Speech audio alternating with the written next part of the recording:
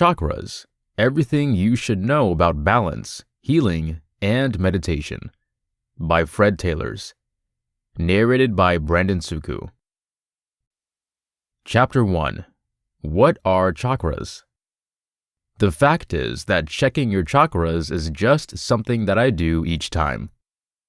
I actually believe it's so crucial to keep the energy flowing in these 7 primary energy focus points of our body, specifically when it comes to BIE and helping the body achieve inner balance.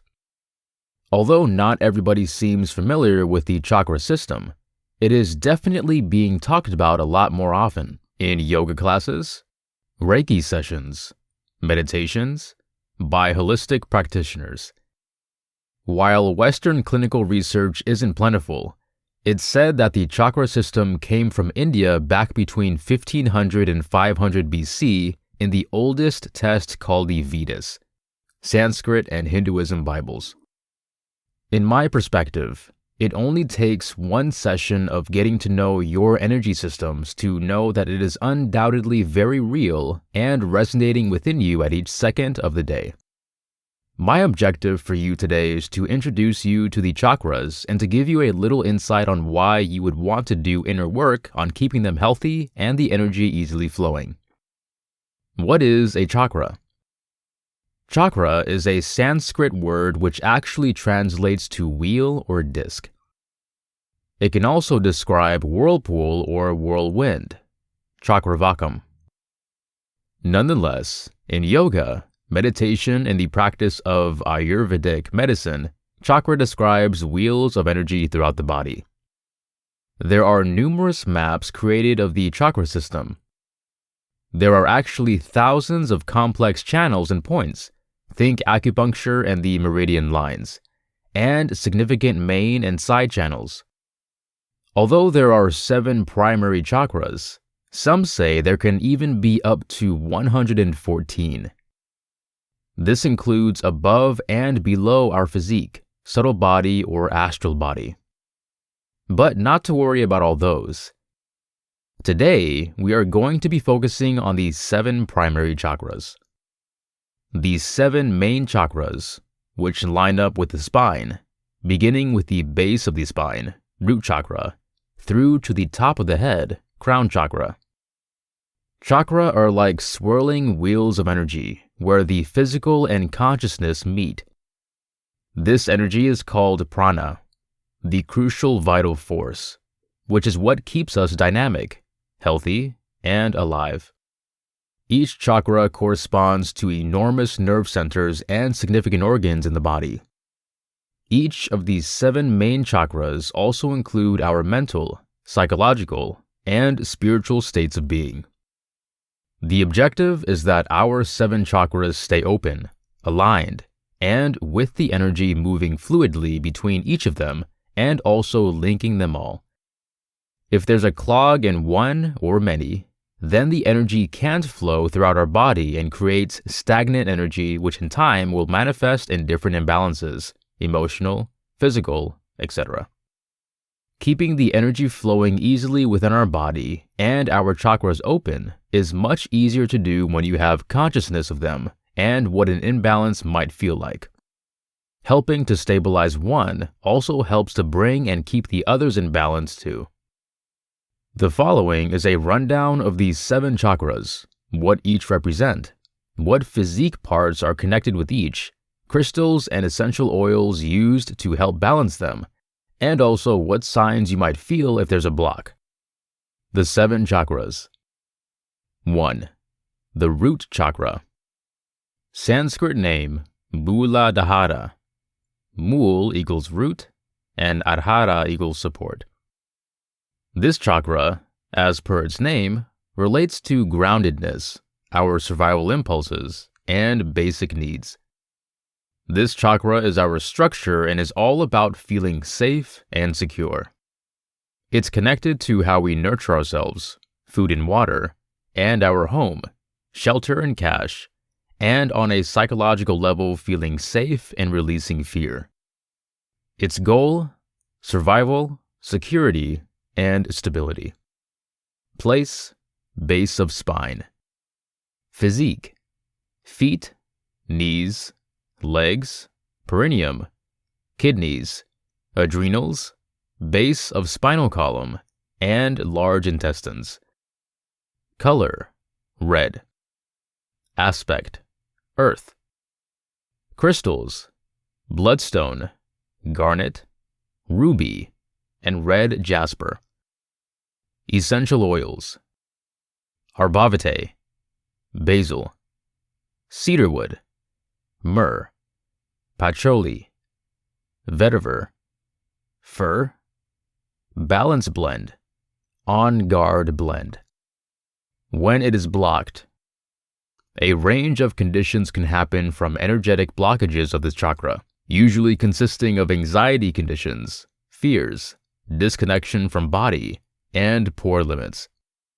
Physically, the first chakra is related to issues in the colon, bladder, lower back, legs, or feet issues.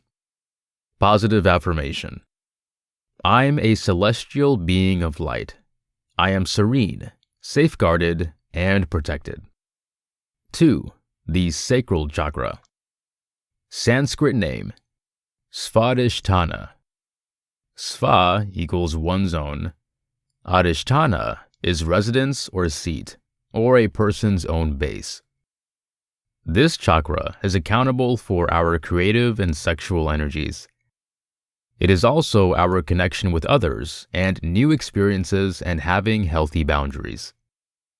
The purpose: genuine creation, developer, soul fire, and sexuality.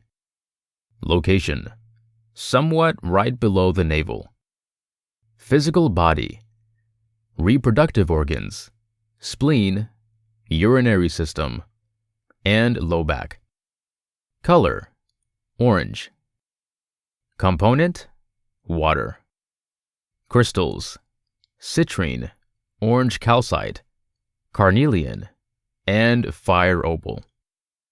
Essential oils: black pepper, cypress, tangerine, cinnamon, orange, citrus happiness blend, purifying cleansing blend, clary calm blend, and whisper blend. When it's blocked. Energetic blocks in this chakra will typically lead to feelings of mental illness or feeling uninspired creatively. Being afraid of changes, lack of desires, or addiction-like behaviors are also common. On a physical level, it can be linked with disorders of the reproductive system, menstrual troubles, and sexual dysfunction. Positive affirmation: I am authentically creating a life devoid of tension and loaded with happiness. 3. The solar plexus chakra. Sanskrit name: Manipura. Mani equals gem, Pura equals city, also known as a shiny gem. This chakra is your source of personal power, ruling over self-esteem. It controls our capability to be positive and in control of our lives. It's also related to fear, stress, and our sense of purpose. It leads all things metabolic, gastrointestinal, and stomach-related. The purpose: power, self-worth, confidence, self-esteem. Location: slightly above the navel. Physique: spinal column, spleen, upper abdomen, gallbladder, pancreas, small intestines, digestion system, metabolism. Color: yellow. Component: fire.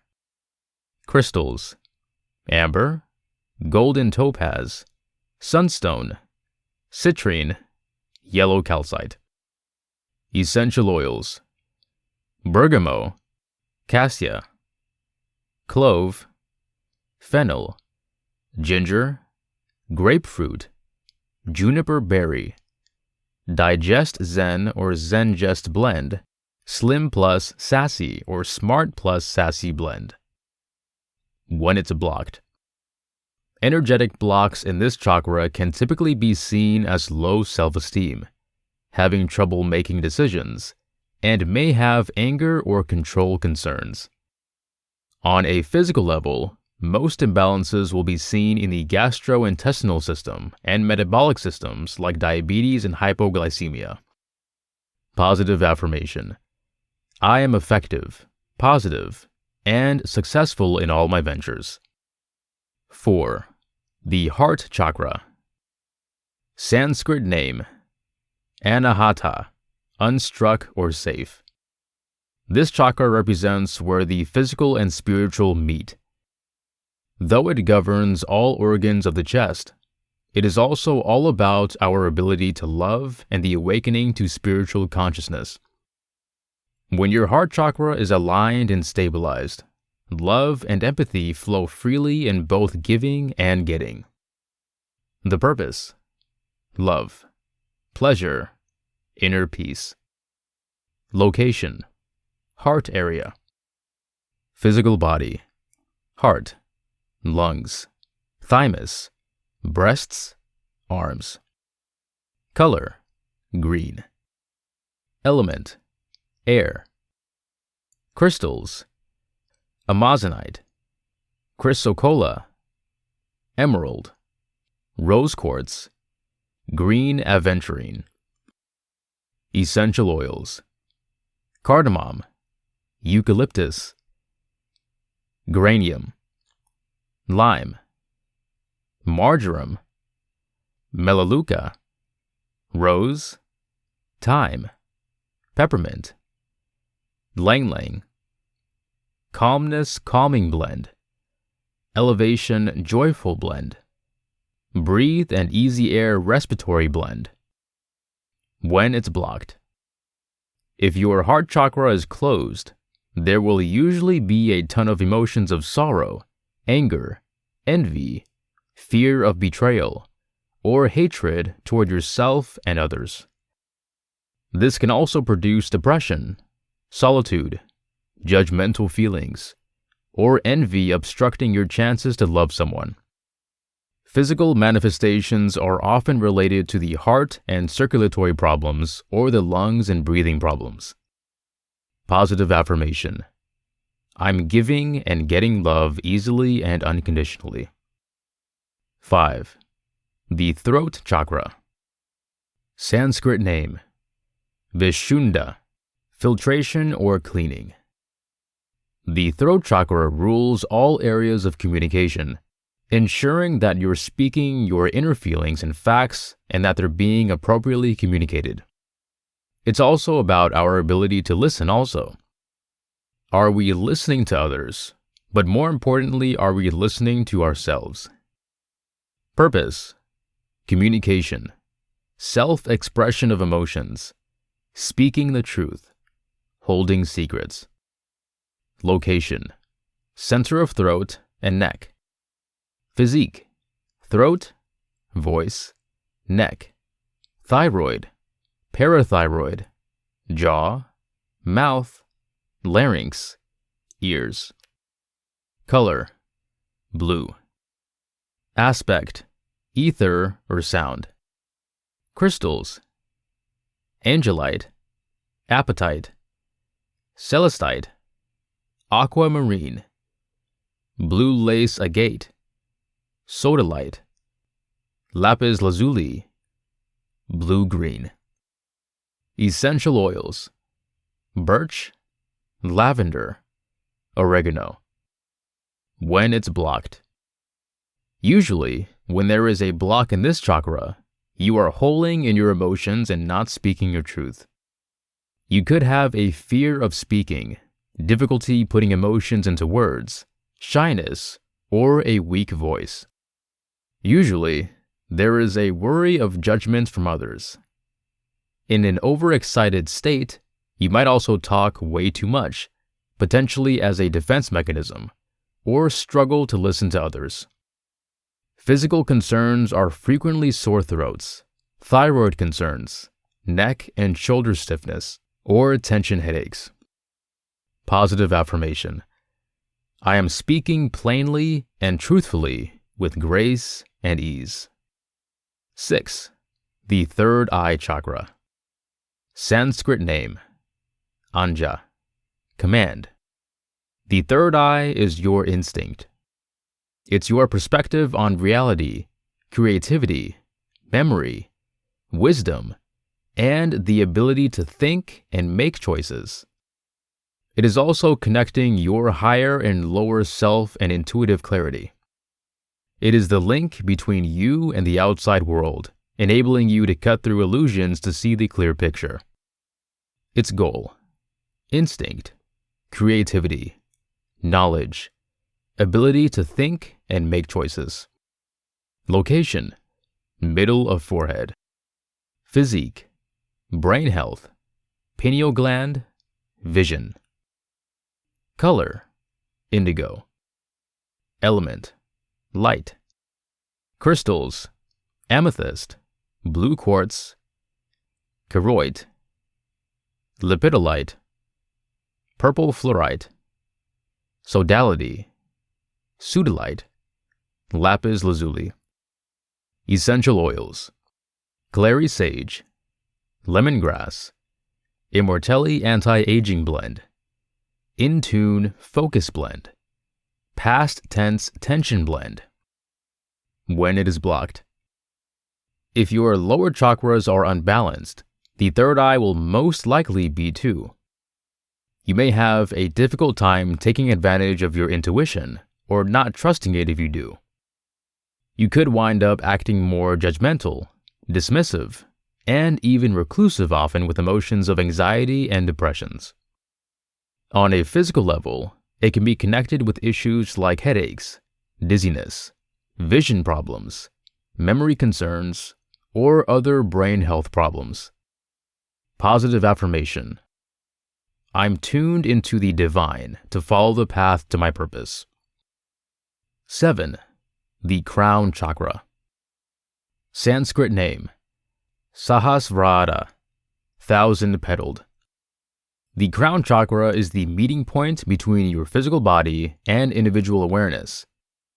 It's when a greater state or universal consciousness is met. That's what allows you to experience spiritual growth and feel linked to the entire universe. This chakra helps you move past your materialistic needs, accessing the utmost clearness and enlightened wisdom. Purpose: cognition. Our connection to spirituality and higher self and life purpose. Location: top and center of the head. Physical body: hypothalamus, main nerve system, cerebral cortex. Color: violet and/or white. Element: thought. Crystals: clear quartz, diamond, lepidolite, moonstone, sugilite, amethyst, sapphire. Essential oils: frankincense, helichrysum, lemon, melissa, Roman chamomile, rosemary, sandalwood, Zendocrine detox blend, DDR prime cellular complex. When it's blocked: when the crown chakra is imbalanced, it can trigger you to feel out of sorts and put tension on your body and mind. This can create feelings of seclusion and disconnection from everyone and everything. It can also impede your capability to let go of materialistic needs. If overactive, you can experience a disconnection from your physical body and earthly matters, and even produce an absence of empathy. A really good balance is needed with the crown chakra, so as not to get lost in the expansiveness of our universe. Positive affirmation: I'm one with my higher self, and one with the divine. Stabilizing the chakras. Having the consciousness to which of your chakras are just out of balance is key to bringing them into alignment, not underactive nor overactive. Simply because our energies are in continuous flux, figuring out which chakra is imbalanced can be difficult if you do not have an obvious problem. The best way is to begin listening to your physique's signals and clues. Checking out these 7 chakras. Did one or more stand apart to you? Did any of the psychological or physical conditions connected to each sound familiar to what you personally have been fighting with? This is your body that's giving you various clues that energetic imbalances in your energy centers are out of balance. The longer the imbalances reside within you, the larger the health or psychological issue will end up being. There are numerous ways to help stabilize your chakras. Essential oils and crystals can be extremely practical in this process. Check out the crystals and oils noted for the chakras you feel need the most support, and add some into your day-to-day routine to see how you see the shifts in energy for you. Make sure you say your affirmations as well to help bring intent to your actions. Having a routine meditation practice is also very practical, and I find most impactful on having the ability to determine which chakras really need support and what's the root of the imbalance. Chapter 2. How the root chakra's shadow could be keeping you from authenticity. Although chakras aren't just physical structures, they could be the source of injuries and dysfunction in the body. Each of the primary 7 chakras is a point of highly concentrated energy, and that energy associates with a distinct set of themes. When the energy of a particular chakra runs out of balance, it can influence someone's physical, mental, and emotional experiences related to the corresponding theme of that chakra. Energetic injuries are just chaotic fields in the indirect or energetic body, and this is often where illness and dysfunction start. Chakra healing is a process of moving from the shadow frequency into the gift of that specific chakra.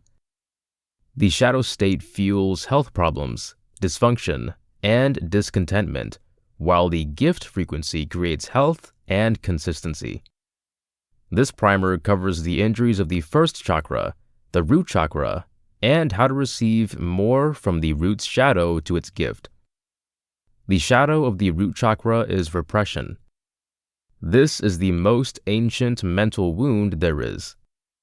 It typically forms at a really young age as we quelch parts of ourselves in an effort to secure love and approval. In the early years of life, being loved and accepted by our primary caretakers is critical to survival just because we actually do need them to take care of us to keep us alive. So when we feel as though that love is being threatened, the primitive fight or flight response kicks in and we fear for our survival. We quickly and naturally learn how to quelch those parts of ourselves that we believe are unlovable, and we selectively express the qualities and habits that our caretakers respond lovingly to. These moments in early life when we feel unloved are typically basic misconceptions. But whether we are really loved or not is irrelevant.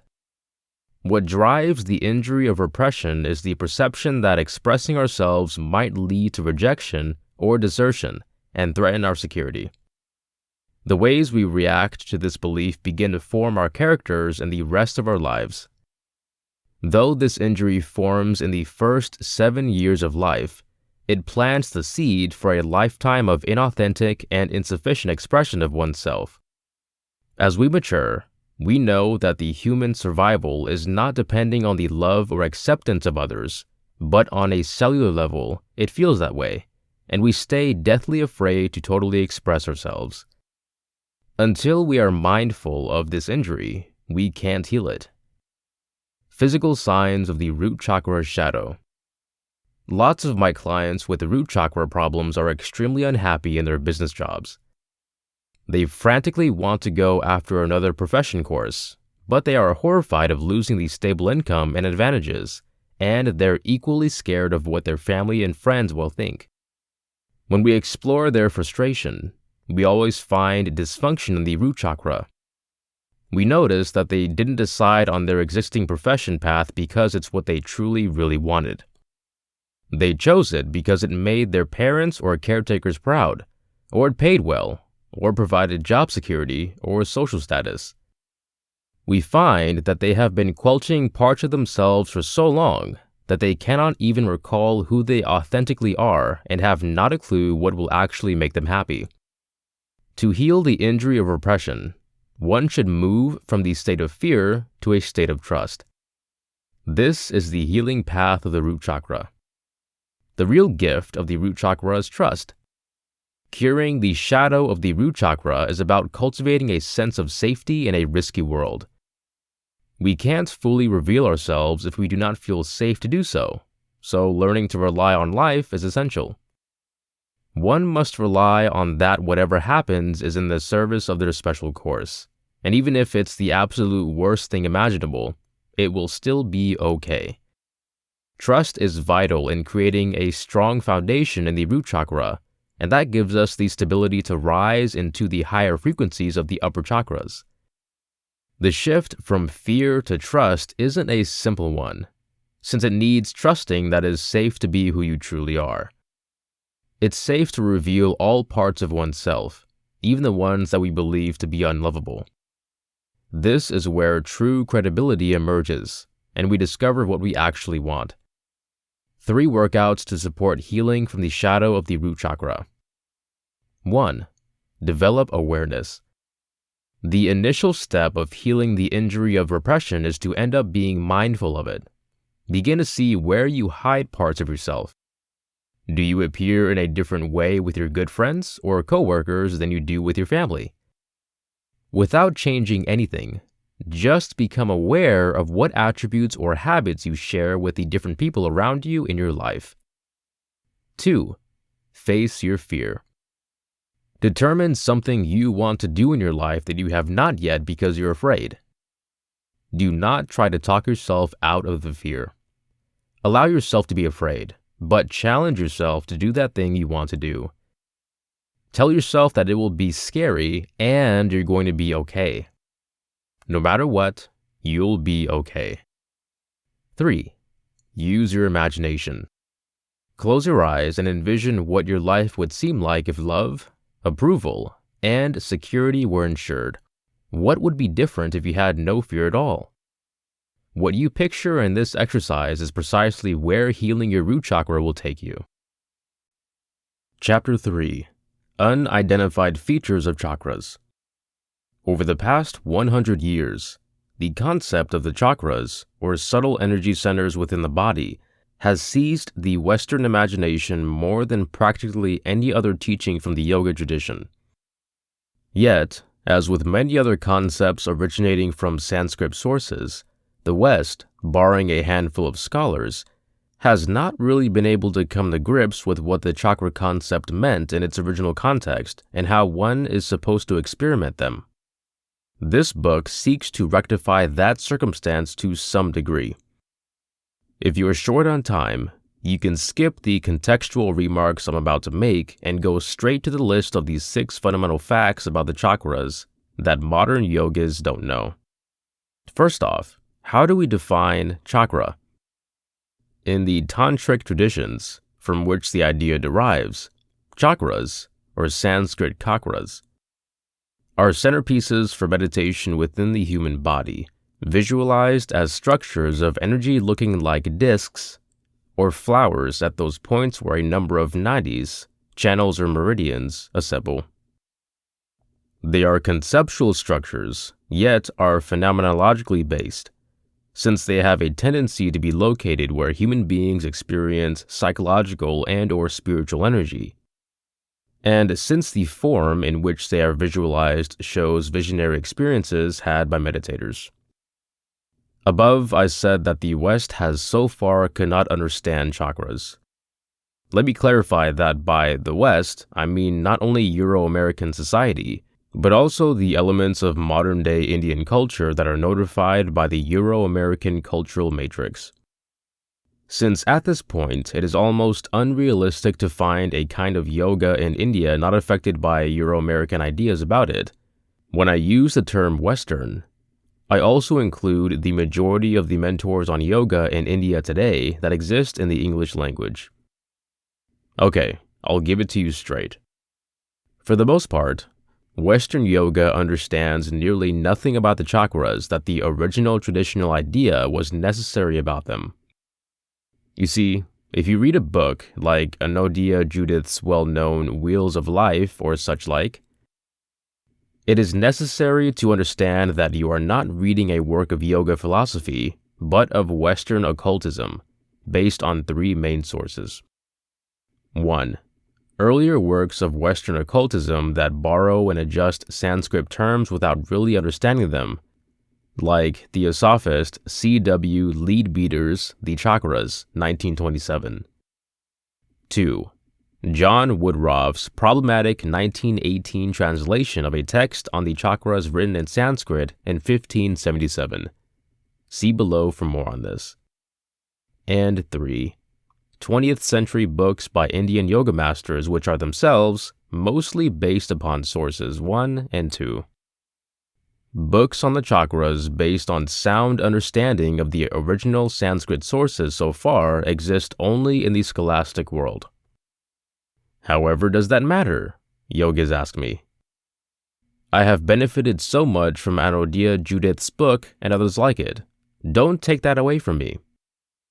I won't, and I can't. Whatever benefit you've received from whatever source is real if you say it is. I'm just here to tell you two things. First, that when modern-day Western authors on the chakras suggest they exist age-old teachings, they're tricking you. But they do not know that they are, because they can't evaluate the validity of their own source materials, since they don't read Sanskrit. Second, for the ones that are interested, I'm here to let you know a bit about what yogic ideas mean in their original framework. Just because I am a Sanskrit scholar and a specialist who happens to choose the conventional forms, only you can assess whether that is of any benefit to you. I'm not saying that older is fundamentally better. I am not attempting to suggest there's no spiritual value to Western occultism. I'm just eliminating the historical truth in simple English words as best as I can. So I'll get on with it now. These 6 basic facts about the chakras that modern yogis don't know. 1. There's not just one chakra system in the initial tradition, there are many. So many. The concept of the subtle body and its energy centers called chakras, or padmas, lotuses, adharas, lakshyas, focal points, and so forth, originates from the custom of tantric yoga, which flourished from 600 to 1300 CE, and is still alive today. In mature tantric yoga, after the year 900 or so, every one of the many branches of the custom articulated a different chakra system, and some branches articulated more than one. 5 chakra systems, 6 chakra systems, 7, 9, 10, 12, 21, and more chakras are taught, depending upon what text and what lineage you're taking a look at.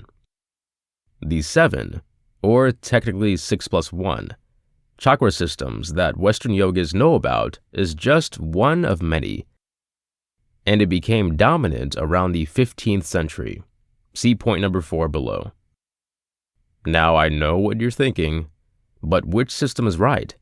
How many chakras are there actually? And that brings us to our first significant misunderstanding. The chakras aren't like organs in the physical body. They aren't fixed facts that we can study, like medical professionals research and study neural ganglia, with which the chakras were puzzled in the 19th century. The energy body, Sukshma Sharira, is an extremely fluid reality, as we should expect of anything non-physical and supersensuous. The energy body can present, experientially speaking, with any number of energy centers, depending on the person and the yogic practice they are carrying out. Having said that, there are several centers which are found in all systems. Specifically, in the lower belly or sexual center, in the heart, and in or near the crown of the head, since these are 3 places in the body where humans all over the world experience both psychological and spiritual phenomena. However, apart from those 3, there's a huge variety in the chakra systems we find in the original literature. One isn't more right than another, except relative to a specific practice. Here's an example. If you're doing a 5-element practice, you use a 5-chakra system. See point number 6 right below. If you're internalizing the energy of 6 different divine beings, you use a 6-chakra system. Duh, right? But this vital little bit of info has not yet reached Western yoga. We've only just began down this rabbit hole, Alice. Want to discover more? 2. The chakra systems are prescriptive, not descriptive. This may be the most essential point. English sources tend to present the chakra system as an existential fact, using detailed language, like the Muladhara chakra is at the base of the spine, and it is red, and so on. But in most of the original Sanskrit sources, we aren't being taught about the way things are. We are being given a specific yoga practice. We are to visualize a subtle object made from colored light, formed like a lotus or a spinning wheel, at a certain point in the body, and after that, activate mantric syllables in it for a particular purpose. When you understand this, point number 1 above makes more sense. The texts are prescriptive. They tell you what you ought to do to attain a certain goal by mystical means. When the actual Sanskrit reads, in its elliptical fashion, 4-petaled red lotus at the base of the body, we are supposed to understand the yogi ought to imagine a 4-petaled lotus. See point number 5 right below for more info on this. 3. The mental states connected with the chakras are totally modern day and Western. On numerous websites and in numerous books, we read that the Muladhara chakra is associated with survival and security, that Manipura chakra is related to self-discipline and self-confidence, and so forth. The informed yogi must know that all associations of the chakras with mental states is a modern-day Western innovation that began with Carl Jung. Maybe such associations represent experiential truths for some people, though usually not without priming, but we definitely don't find them in these Sanskrit sources. Having said that, in that 13th century system, we do not find each chakra connected with a particular feeling or psychological state. Rather, each petal of each lotus chakra is associated with a unique feeling or mental state, and there seems to be no pattern by which we could develop a label for the chakra as a whole. But that's not all. Almost all of the many associations found in Anuruddha Judith's Wheels of Life have no basis in the Indian sources. Each chakra, Judith tells us, is associated with a certain physical gland, certain physical breakdowns, certain foods, a particular meal, a mineral, an herb, a planet, a path of yoga, a suit of the Tarot, a sephira of Jewish mysticism, and an archangel of Christianity. None of these associations are found in the original sources. Judith and her instructors created them based upon perceived similarities. That goes also for the essential oils and crystals that other books and websites claim represent each chakra. I should take note of the fact that Judith does include some info from an initial Sanskrit source, that is the Sat Chakra Nirupana, for which see right below, under the label lotus symbols for each chakra. This is not to say that putting a particular kind of crystal on your stomach when you're having self-confidence concerns and envisioning it purifying your Manipura chakra may not help you feel better. Perhaps it will, depending on the person. While this practice is definitely not traditional and has not been tested over generations, which is the entire point of tradition really, God knows there is more on paradise and earth than is imagined in my rationalist brain. Still, in my view, people should know when the pedigree of a practice is several decades, not centuries. If a practice has value, then you do not really need to falsify its provenance, right? 4. The 7-chakra system popular today derives not from an ancient scripture, but from a treatise written in 1577. The chakra system Western yogas follow is that found in Sanskrit text written by a man called Purnananda Yati. He completed his text, the Sat Chakra Nirupana, or clarification of these 6 chakras, which is actually chapter 6 of a bigger work, in the year 1577, and it was translated into English precisely 100 years ago, in 1918. In an earlier version of this book, I called this 7-chakra system late and somewhat irregular. But after several days, I realized that I was misinterpreted. An easier variation of the same 7-chakra system is found in a 13th century post-scriptural text called the Sarada Tilaka. Though that text does clearly acknowledge that there are several chakra systems, such as systems of 12 or 16 chakras. We also find a more intricate version of the same system in the 14th or 15th century Siva Samhita. However, most yogas, both Indian and Western, know the 7-chakra system through Purananada's 16th century work, or rather, through the somewhat incoherent and confusing translation of it, done by John Woodruff in 1918. Still, it's true enough to say that this 7-chakra system has been dominant for the last 4 or 5 centuries. But it is also true that the westernized 7-chakra system you know is based upon early 20th century occultist analysis of a problematic translation of a non-scriptural source. This by no means invalidates it, but rather serves to problematize its hegemony. Remember that Tantric Buddhism, i.e. of Tibet, typically maintains older forms, and indeed the 5-chakra system is dominant in that tradition, and also the more fundamental 3-bindu system. For a common 5-chakra system as has been seen in classical Tantra, see page 387 of my book, Tantra Illuminated. 5.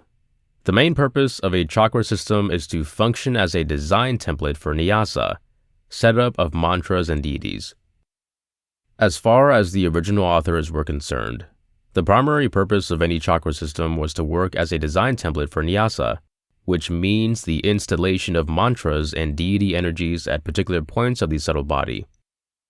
So, though countless people are amazed with the chakras today, practically none of those people are using them for their desired purpose. And that's all right. Aside from that, I am not here to make anyone wrong, just to inform the folks who are interested. The most impressive features of the chakra systems in the original sources are these 3. 1. That the mystical sounds of the Sanskrit alphabet are dispersed across the petals of all chakras in the system. 2. That each chakra is related to a certain great element, earth, water, fire, wind, and space. And 3. That each chakra is related to a specific Hindu deity or divine being. This is because the chakra system is, as I said, primarily a design template for nyasa. In nyasa, literature meaning pudding, you visualize a specific mantric syllable in a particular location in a specific chakra in your energy body, while silently intoning its sound. Clearly, this practice is embedded in a culturally specific setting in which the sounds of the Sanskrit language are viewed as uniquely powerful vibrations that can form an efficient part of a mystical practice that produces spiritual liberation or worldly advantages through magical means. Invoking the image and energy of a certain divine being into a certain chakra is also culturally specific. Though if Western yogas come to understand what those deities mean, the practice could possibly be meaningful for them too, though probably never as significant as for somebody who grew up with those divine beings as being paradigmatic icons emblazoned in their subconscious minds.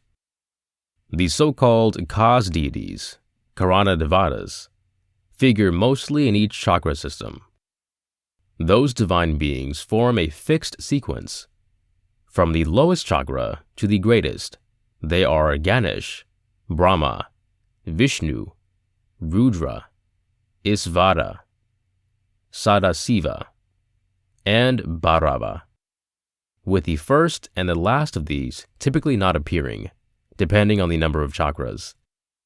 The last deity in the list of cause deities is never the ultimate divine being of the given system, for that divine being, whoever it is enthroned in the Sahasrara or thousand-petaled lotus on the crown of the head, which technically is not a chakra, since chakras by definition are pierced by Kundalini in her climb or descent, while the Sahasrara is her location and home. For that reason, Bhairava, the most esoteric form of Shiva, is only included in the list of cause deities when he has gone beyond by the goddess, the latter being the supreme deity in tons of these systems. 6.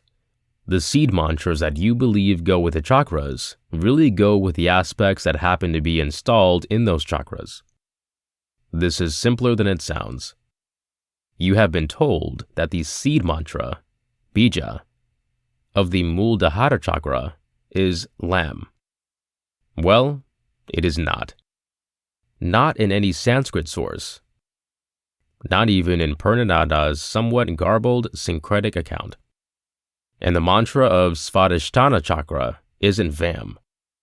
Let me explain. It's simple. Lum rhymes with thumb, is the seed mantra of the earth aspect, which in most chakra visualization practices is set up in the Muladhara.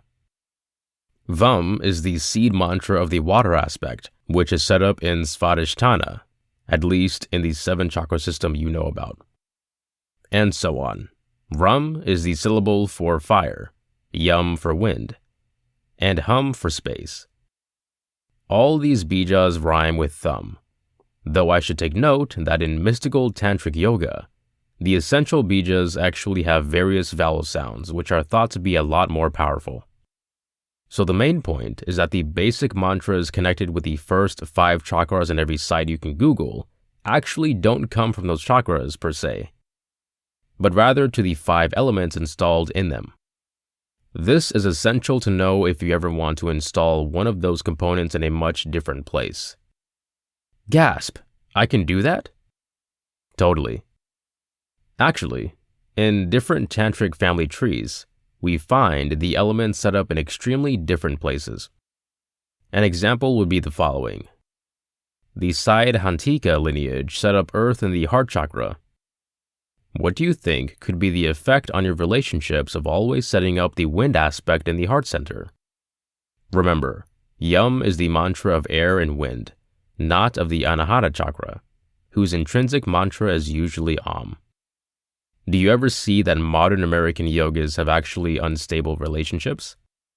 Could that potentially be connected to consistently conjuring up wind on the level of the heart? Nah. I could be funny now, just because only a little percentage of my readers have made it down this far. So perhaps you want to set up some earth in the heart sometime, because grounding benefits your heart. In that case, it is kinda convenient to know that Lum is the earth element mantra, not the Muladhara chakra mantra. Furthermore, the majority of the geometric figures related to the chakras today also appropriately come from the elements.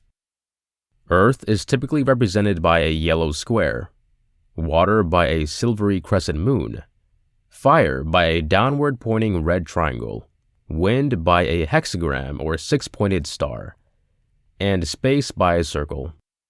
So when you see those figures inscribed in illustrations of the chakras, then you know that they are actually representations of those respective elements, not of a geometry fundamental in the chakra itself. This brings me to my last point. Even a Sanskrit source can be puzzled. For example, in Purnanada's 16th century text, that is the basis of the well-known contemporary chakra system, the 5 elements are set up in the first 5 chakras of a 7 chakra system. However, this does not truly work, simply because in all of the classical systems, space aspect is set up at the crown of the head, because that is where the yogi experiences an extensive opening into boundless spaciousness. And space is the element that merges into the boundless, so it has to be at or near the crown. I would hypothesize that Purnananda positioned space at the throat chakra because he lived at a time of increasing dogmatic adherence to the received custom without critical reflection, a pattern which regretfully has continued. And the custom he got was a kala, one in which the classical cause deities got pushed down to include later, higher deities, specifically Bhairava and the goddess. And the elements were uncritically kept fused to the deities and chakras with which they were previously associated. Having said that, the fact that Purnananda was making use of kala sources isn't clear, simply because instead of enthroning the goddess at the Sahasrara, we would expect in a kala 7-chakra system, we find there Paramsiva, potentially as a result of the impact of Vedanta. See the questions and answers in the comments area for more on this. We have barely scratched the surface area of this subject. No, I'm not kidding. It's truly complicated, as you can collect by taking a look at the scholarly literature, like Dori Helliger's Celine's work, or Gudrun Boonemaan's. It takes unusual patience and focus to even read such work, let alone produce it. So here's what I hope will be the result of this particular book: some humility. A few less claims to authority when it comes to actually mystical subjects. Perhaps a few less yoga teachers trying to tell their students what the chakras are all about. I am humbled by the intricacy of the original sources, and that's with 14 years of Sanskrit under my belt. This is still mostly uncharted area. So when it comes down to the chakras, do not declare you know. Tell your yoga students that every book on the chakras presents only one possible model. Virtually nothing written in English is really reliable for specialists of yoga.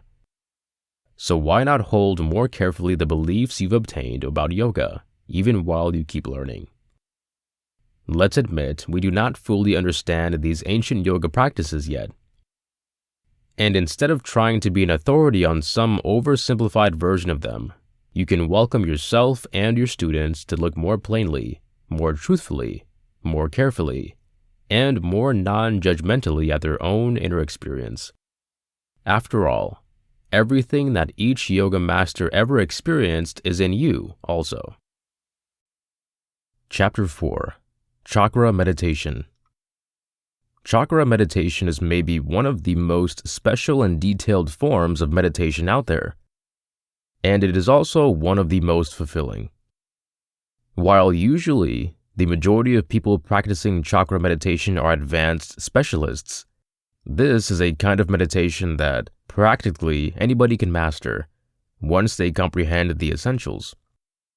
While conscious meditation is pretty basic and is really all about remaining in the moment, chakra meditation initially needs a comprehension of the different chakras or centers of energy that appear throughout your body. So, before you can understand chakra meditation, you really need to comprehend the chakras, what they mean, and why keeping them well balanced is essential.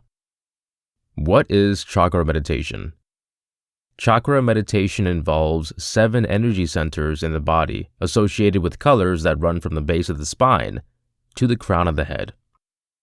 What is chakra meditation aiming to accomplish? What are the benefits of chakra meditation? Chakra meditation can help you maintain physical and psychological balance and help you get a more tranquil state. Chakra meditation has been around for countless years. It's based off of the fact that there are 7 different energy-bearing chakras within the body. The objective of this practice is to maintain physical and psychological health and well-being by keeping these chakras stabilized. Chakra meditation believes that if your key chakras are balanced properly, your health and mental mindset will be in a more serene state. When one chakra is out of balance or shut off, you are going to naturally put more energy into the other functional chakras, which can actually overload some chakras and cause them to end up being blocked too, or make others more active than needed. Either way, it can have a pretty serious influence on your overall balance and peace of mind. Chakra meditation can work to open up these blocked chakras for you. How usually have you rushed out the door and into your day without even thinking about how you'd like things to go? Before you know it, something or someone has rubbed you the wrong way, and you have responded immediately with aggravation, impatience, or rage. In other words, you have found yourself acting in a way you never ever meant. You don't need to be stuck in these patterns. Stopping briefly to practice mindfulness for just a few minutes at different times during the day can help your days be better, more in line with how you'd like them to be. Explore these 5 daily practices for bringing more mindfulness into your life. 1. Conscious wake up. Start with a purpose. Intention describes the underlying inspiration for everything we think, say, or do. From the brain's perspective, when we act in unintentional ways, unconscious impulses of the lower brain centers and the slower, mindful, better abilities of the higher centers like the prefrontal cortex. Considered that the unconscious brain supervises of the majority of our decision-making and habits, this practice can help you align your conscious thinking with a primal, psychological drive that the lower centers care about. Beyond security, these include motivations like benefit, connection, purpose, self-identity, and core values. Setting an intent, keeping those primal motivations in mind, helps strengthen this connection between the lower and higher centers. And doing so can change your day, making it more likely that your words, actions, and reactions, particularly at the time of moment of difficulty, will be more mindful and caring. This practice is best done first thing in the early morning, before checking phones or email. 1. On waking, sit in your bed or a chair in a relaxed posture. Close your eyes and get in touch with the sensations of your seated body. Make certain your spinal column is straight, but not stiff. 2. Take 3 long, deep, nourishing breaths, breathing in through your nose and out through your mouth. Then let your breath settle into its own rhythm as you just follow it in and out, noticing the rise and fall of your chest and belly as you breathe. 3. Ask yourself, what is my objective for today? Use these triggers to help answer that question as you think of the people and activities you will face. Ask yourself, how might I appear today to have the best impact? What quality of mind do I want to reinforce and develop? What do I need to take better care of myself? During tough moments, how might I be more caring to others and myself? How might I feel more linked and satisfied? 4. Set your intention for the day. For example, today I will be kind to myself, be patient with others, give kindly, stay grounded, stand firm, have a good time, eat well, or anything else you feel is very important. 5. Throughout the day, check in with yourself. Pause, breathe, and revisit your intent. Notice, as you end up being a lot more mindful of your intents for each day, how the quality of your interactions, relationships, and state of mind shifts. 2. Conscious eating. Enjoy every mouthful. It's simple enough to lower eating to a feeling of bite, chew, and swallow. Who hasn't eaten a plate full of food without noticing what they're doing? Yet eating is just one of the most enjoyable experiences we take part in as people, and doing it mindfully can turn eating into a far richer experience, gratifying not just the need for nutrition, but more subtle senses and needs. When we bring our full attention to our bodies and what we are truly starving for, we can nourish all our appetites. Try this. 1. Breathe right before eating. We typically move from one job right to the other without pausing or taking a breath. By pausing, we slow down and enable a more calm transition to our meals. Bring your attention inward by closing your eyes and start to breathe gradually in and out of your belly for 8 to 10 deep breaths before you start your meal. 2. Listen to your body. After breathing, bring your consciousness to the physical feelings in your stomach. On a scale of 1 to 10, 1 being that you don't feel any physical experience of cravings, and 10 being that you feel really starving, ask yourself, how starving am I? What physical feelings tell you that you are hungry or not starving? Empty space in stomach, shakiness, no desire to eat, swallow roaring, and so forth.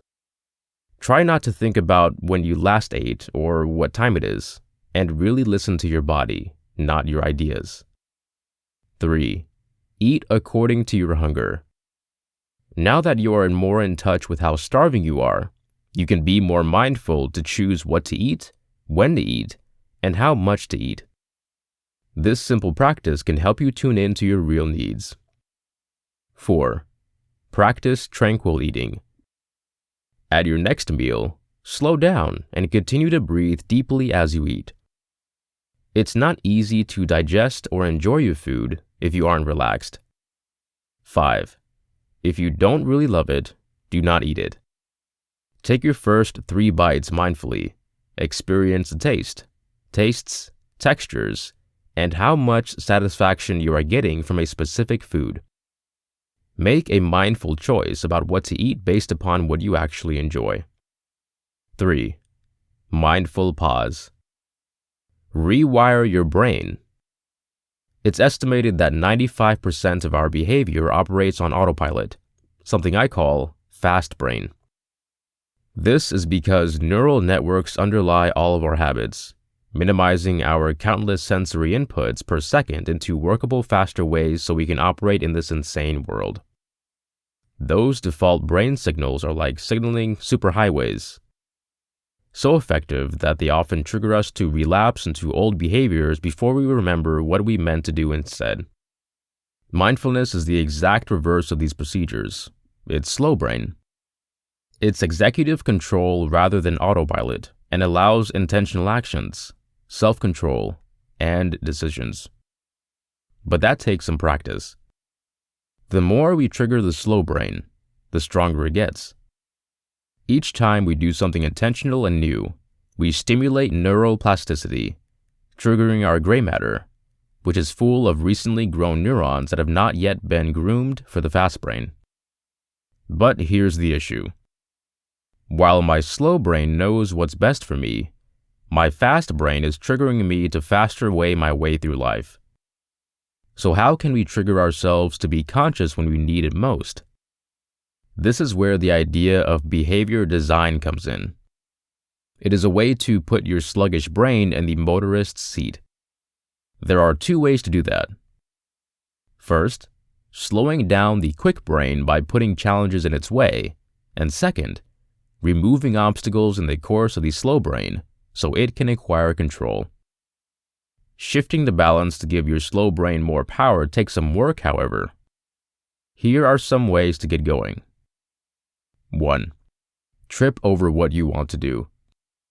If you intend to do some yoga or to practice meditation, put your yoga mat or your meditation cushion in the middle of your floor so you cannot miss it as you walk by. 2. Revitalize your triggers regularly. Say you choose to use sticky notes to remind yourself of a new intention. That might work for about a week, but then your quick brain and old routines take control of again. Try writing new notes to yourself. Add a variety or make them funny so they stick to you longer. 3. Create new patterns. You could try a series of if this, then that messages to produce easy reminders to move into sluggish brain. For example, you might think of if office door, then deep breath, as a way to shift into mindfulness as you are about to start your workday. Or, if phone rings, take a deep breath before responding to. Each deliberate action to move into mindfulness will reinforce your sluggish brain. 4. Conscious exercise. Activate your mind and your muscles. Riding a bike, lifting weights, sweating it out on a treadmill. What do such exercises have in common? For just one thing, each can be a mindful practice.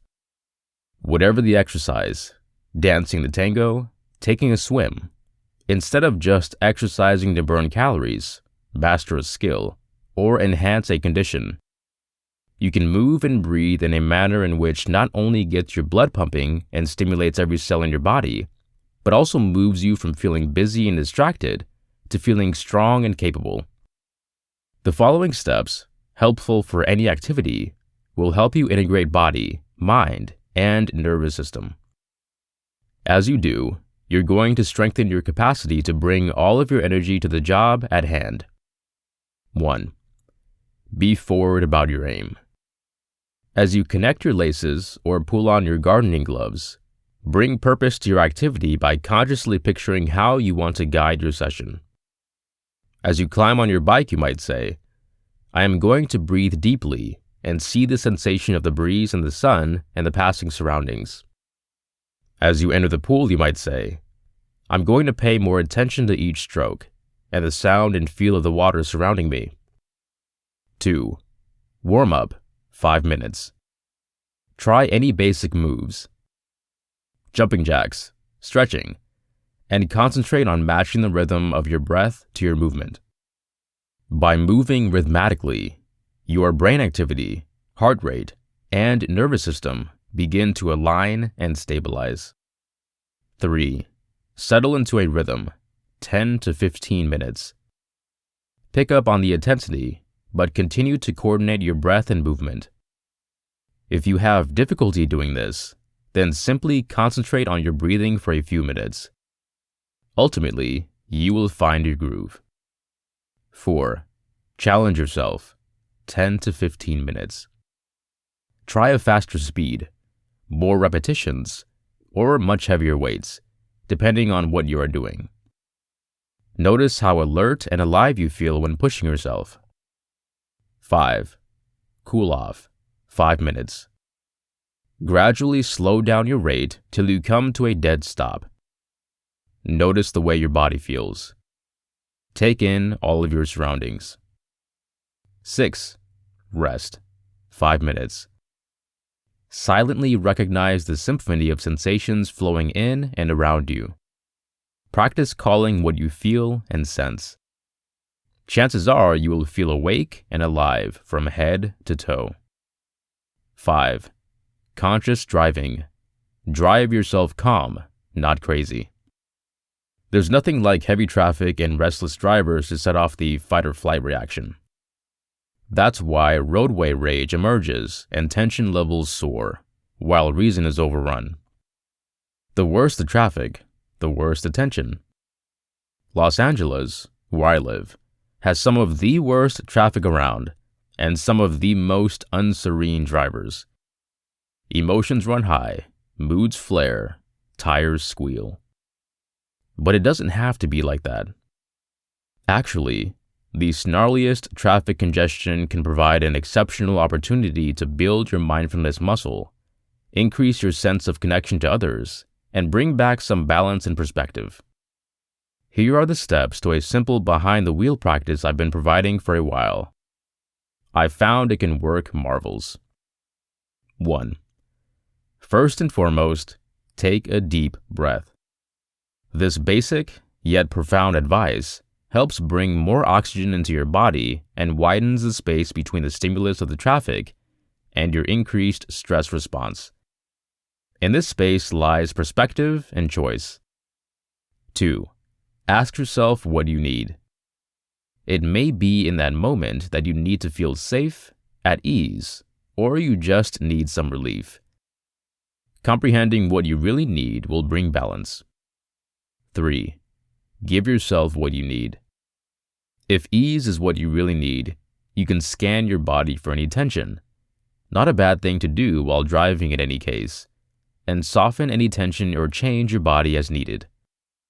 You can sprinkle in some phrases of self-compassion, such as, may I be at ease, may I feel safe, may I enjoy.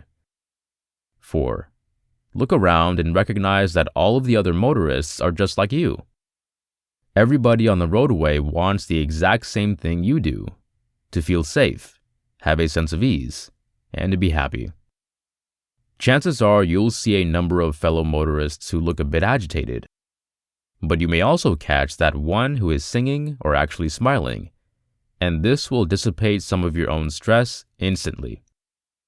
You can really apply to all of them what you just offered to yourself, saying, "May you be at ease, may you feel safe, may you feel more than happy." 5. Take another deep breath. In 15 seconds or less, you can turn around your mood by using these easy ideas. When you feel the disappointment of traffic going up, choose whatever you need to work on and offer that condition to others. If you need to feel safe, say, "May I be safe, may you be safe, may all of us be safe." Breathe in, breathe out. You have planted a seed of happiness. This has been Chakras, everything you should know about balance, healing, and meditation, by Fred Taylors. Narrated by Brandon Suku.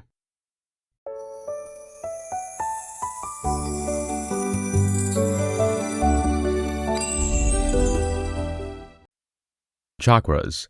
Open your root chakra, sacral chakra, and other blocked chakras, by Fred Taylors. Narrated by Brandon Suku. Chapter 1. How to open your root chakra. Do you obsess about money and live in fear of not having enough to pay for the basics like rent and food?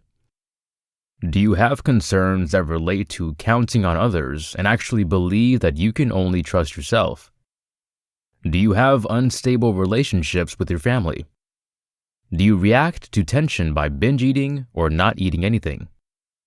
Signs of a well-balanced root chakra include satisfied with life, general sense of wellness, feel safe and protected in the world, quickly acknowledge and accept standard needs will be met, prosperity, able to let go with ease, job and career fulfillment, good health, healthy and strong, digestive tract consistency, appropriate body weight, plentiful energy, feeling grounded and focused. All of these signs indicate a real need to balance your root chakra. Activating the root chakra through healing exercises can help restore the feeling of security and grounding.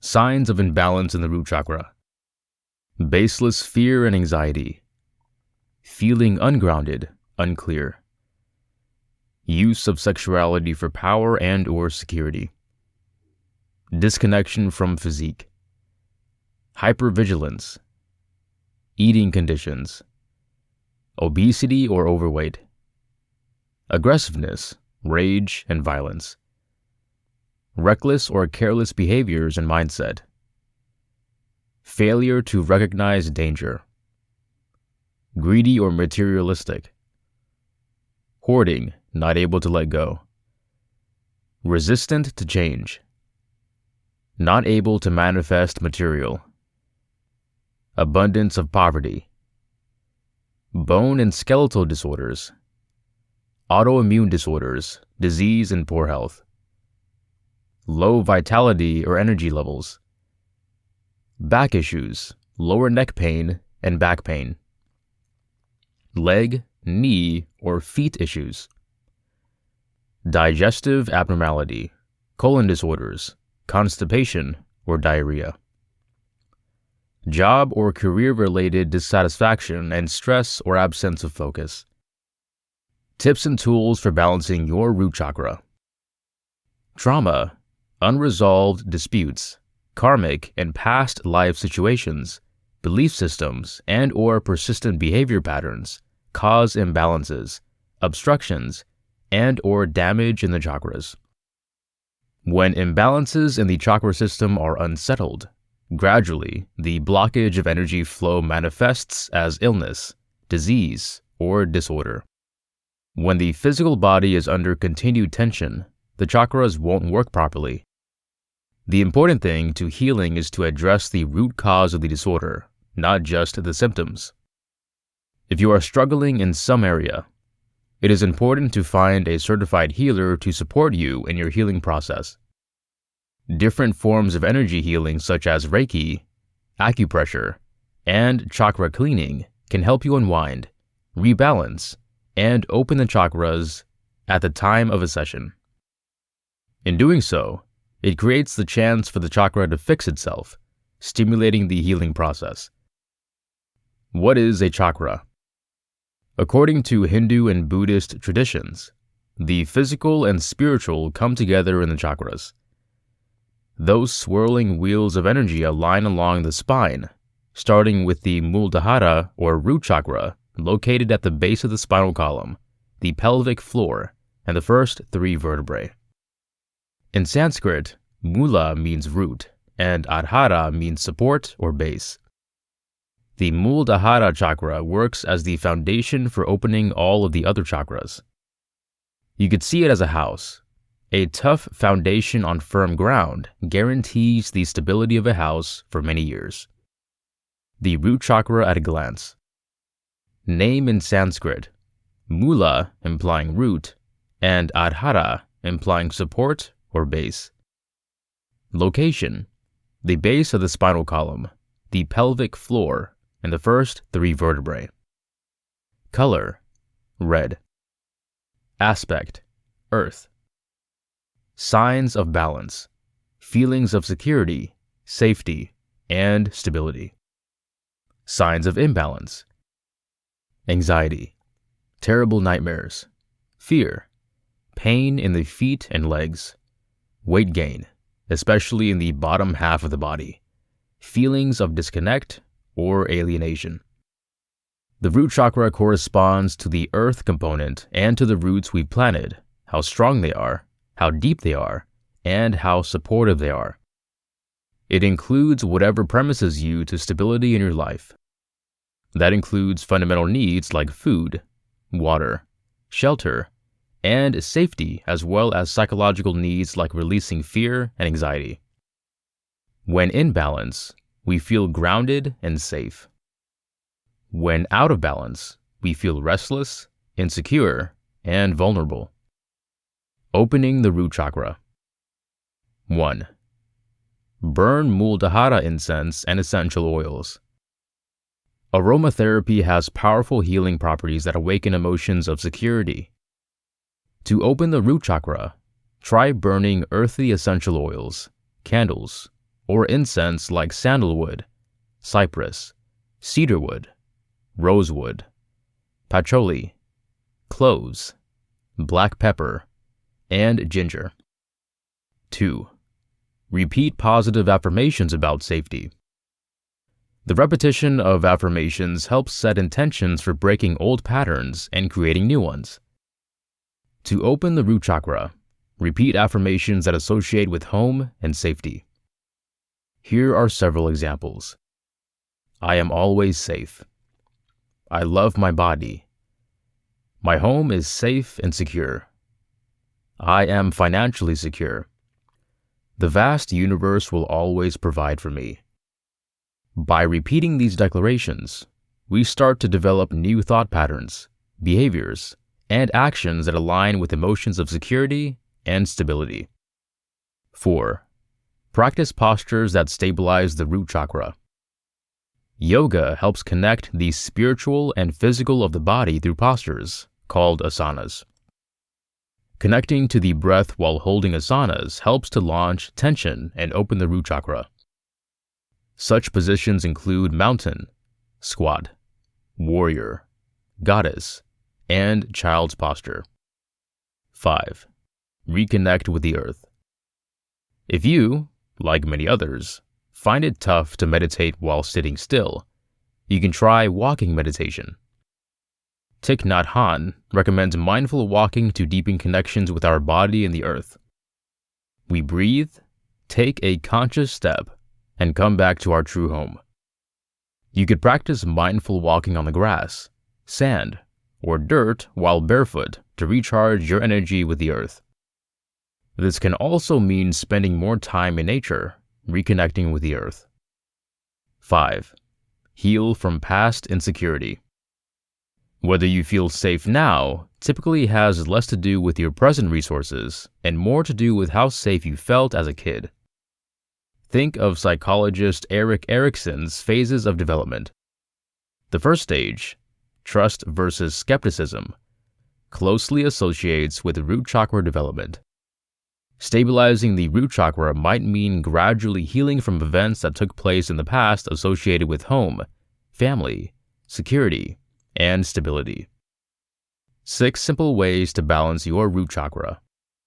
In a nutshell, here are some ways to stabilize your root chakra, though I am going to go deeper into a few of them after the list.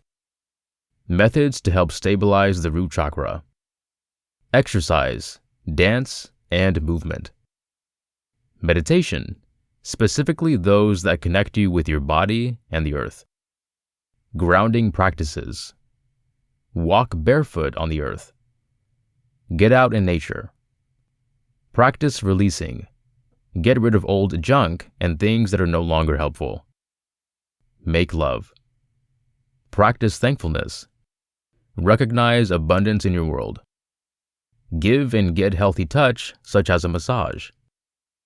Practice self-reliance. Create security in your environment. Get a pedicure. Use the color red. Wear it. Eat red foods like cherries, beets, and apples. Toning. Use the sound lum or use do from the do-re-mi scale. The root chakra is the foundation of your energetic house. It draws energy from the earth to nourish and stimulate your body. When the root is compromised, the energy flow to the other chakras could be impacted as well. It's for this reason that it's vital to build a strong structure to overall stability and health. If you feel controlling, fast to anger, undriven, and uneasy, your root chakra might need balancing. When your root chakra is balanced, you have energy and self-confidence instead of conceit or fear, and you feel calm, centered, and ready for what life brings. Here are 6 easy suggestions to stabilizing your root chakra. 1. See red. Seriously, picturing the color red being radiant and bright at the base of the spinal column, where the chakra lies, is the start of root chakra cleaning and stabilizing. Start with the easy meditation of imagining an intense red light at the base of your tailbone. Picture this red light extending down your legs and feet, grounding you to the earth. 2. Dance. I don't care if you can't dance. Close the door and move your body. This is one of the best ways to balance this chakra. Even better, turn on music and sing along, as singing cleans your throat chakra for an added reward. 3. Get on your yoga mat. Many yoga postures are designed to clean this chakra. My preferred is tree posture. You can use your seeing red visualization as you strongly plant your whole left foot onto your mat and bring your right foot up into a tree pose. Keep your hip points squarely ahead and your toes embedded as you position your foot everywhere on your leg besides your knee. Be creative and make your tree position your own. Position your right leg into half lotus or engage your core and reach your arms overhead, keeping the base of your neck soft and your elbows straight as you rotate the pinky side of your hands in to engage your tricep muscles. Most importantly, feel supported and linked to the earth as you hold your tree position for 5 to 8 breaths before changing sides. 4. Shower. This is such a terrific root chakra cleanser. We are physical animals in addition to being intelligent, thoughtful human beings. Embrace and love your physicality by being totally present as you shower. Mindfully moving is an effective form of meditation. 5. Zen out on a walk. Take this idea of mindfully moving on your walk with you. Focus on your foot leaving the ground and linking to the earth again with each step. You're going to give your mind a break and cleanse your root chakra at the exact same time. 6. Get a pedicure. I needed to toss this one in.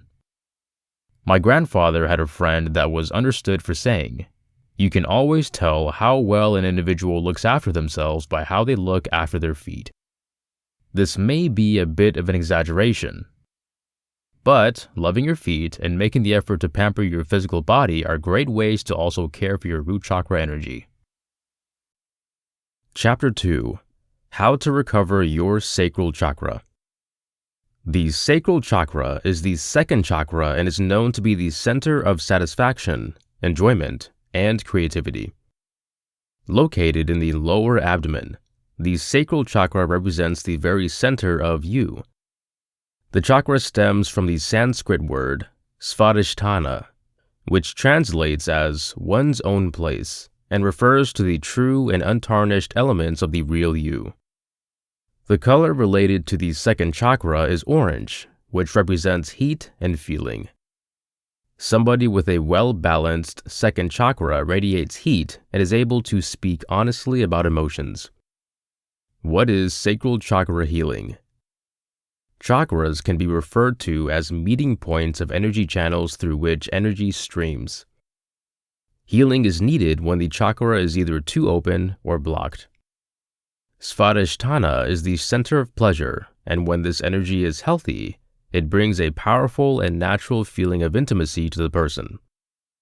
It is considered strong and healthy when the ideas of enthusiasm and intimacy are seen as pleasurable and natural, and bring a feeling of joy to your body and spirit. Life is joyous and bright. This chakra is especially related to psychological problems, and those who have a blocked sacral chakra will encounter psychological and intimacy issues in relationships.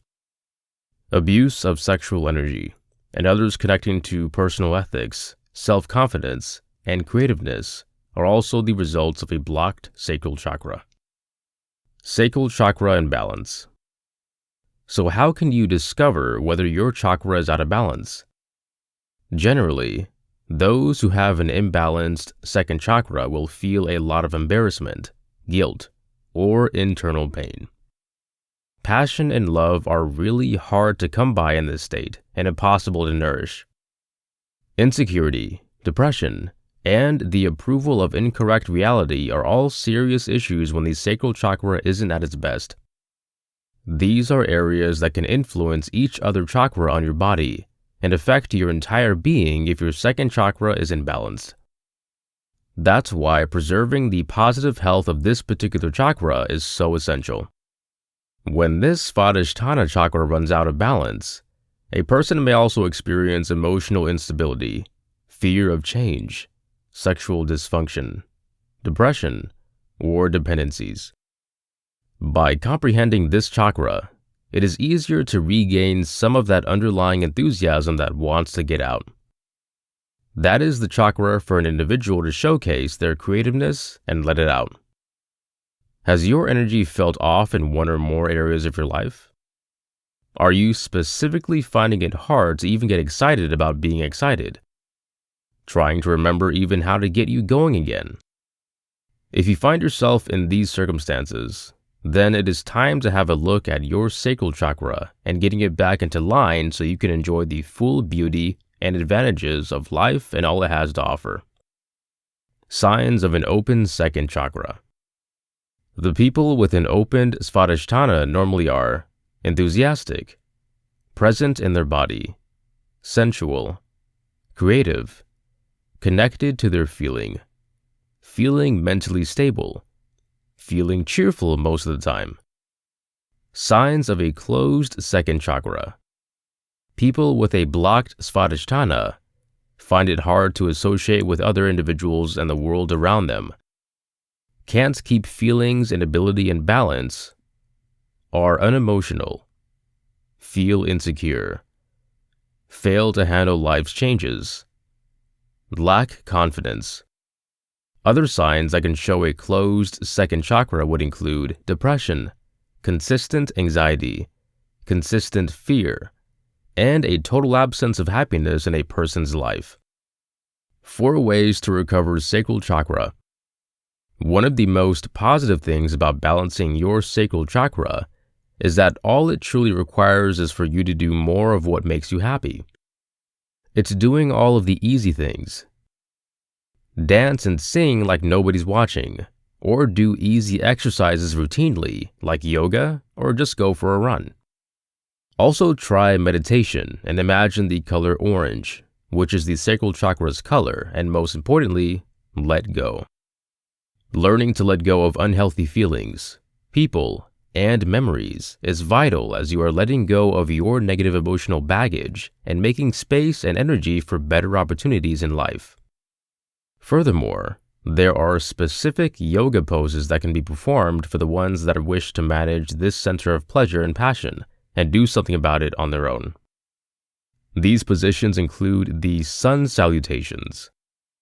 In essence, one has to go through all 12 positions to regain balance and ensure they are as centered as possible at all times.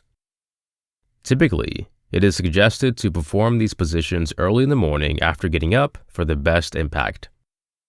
It has also been understood that other methods like acupressure, sexual union, massage, add to your closet clothes, featuring sacral chakra, and lively contact spots are proven to aid with stabilizing the chakra. It's best to mix these around and give each a real chance to offer balance.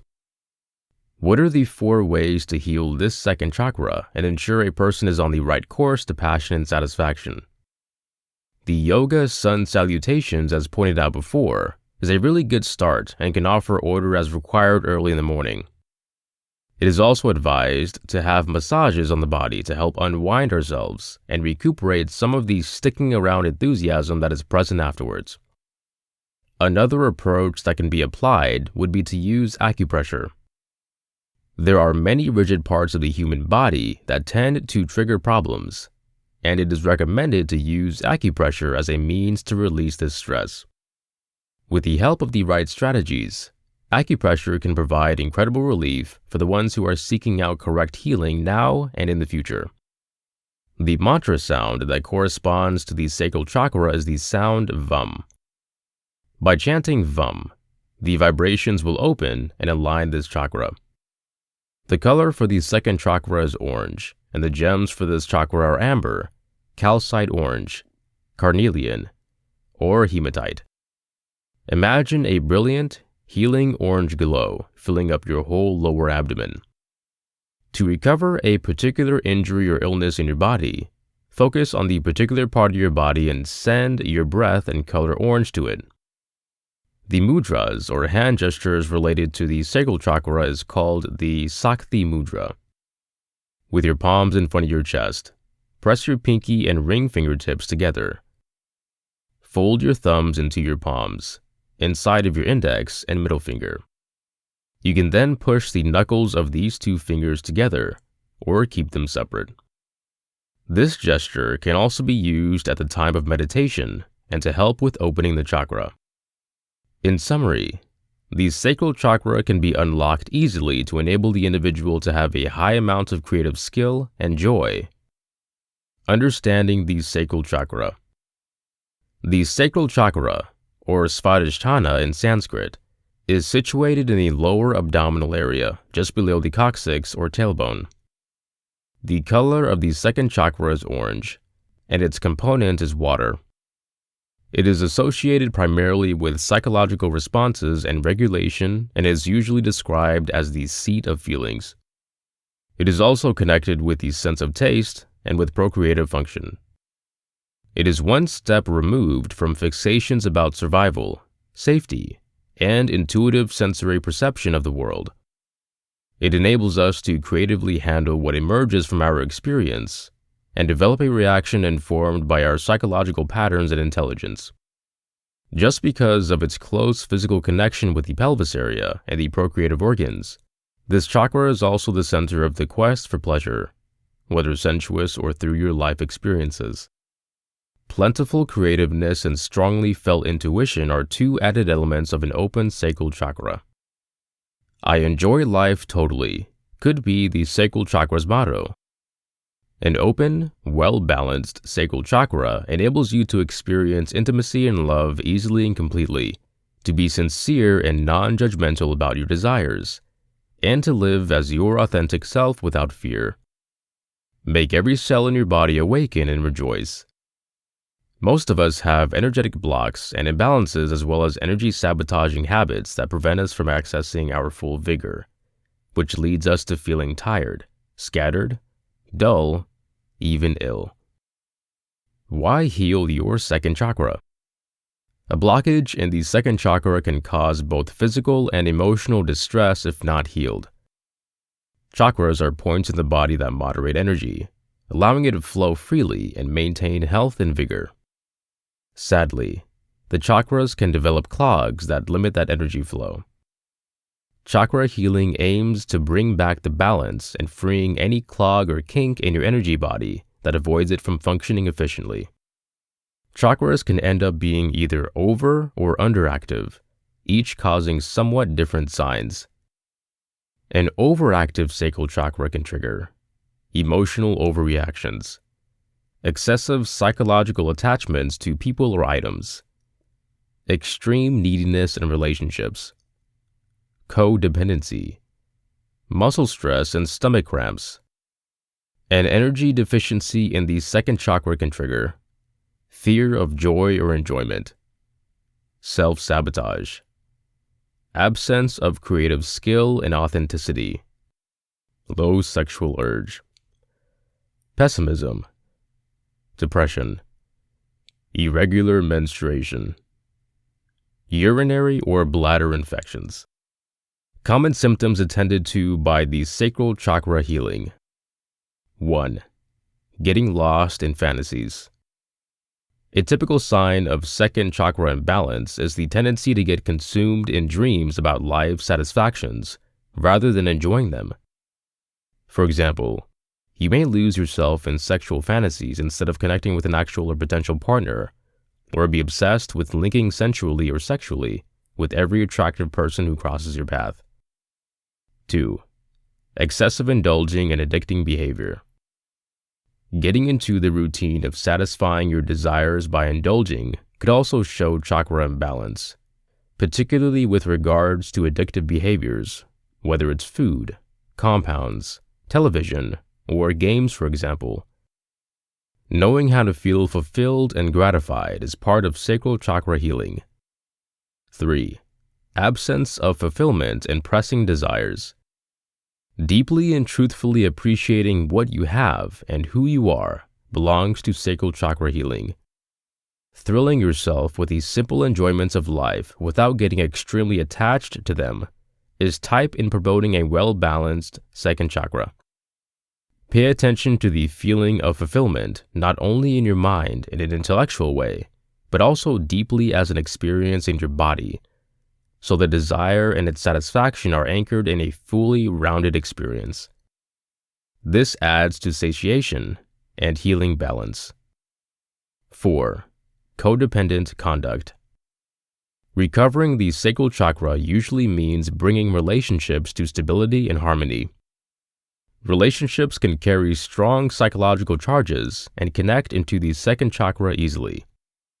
Sadly, family dynamics are usually the source of disturbances, especially with regards to the sacral chakra. To balance and recover this chakra, it is essential to develop discrimination, specifically with considers to energy drain pipes from people and bad practices.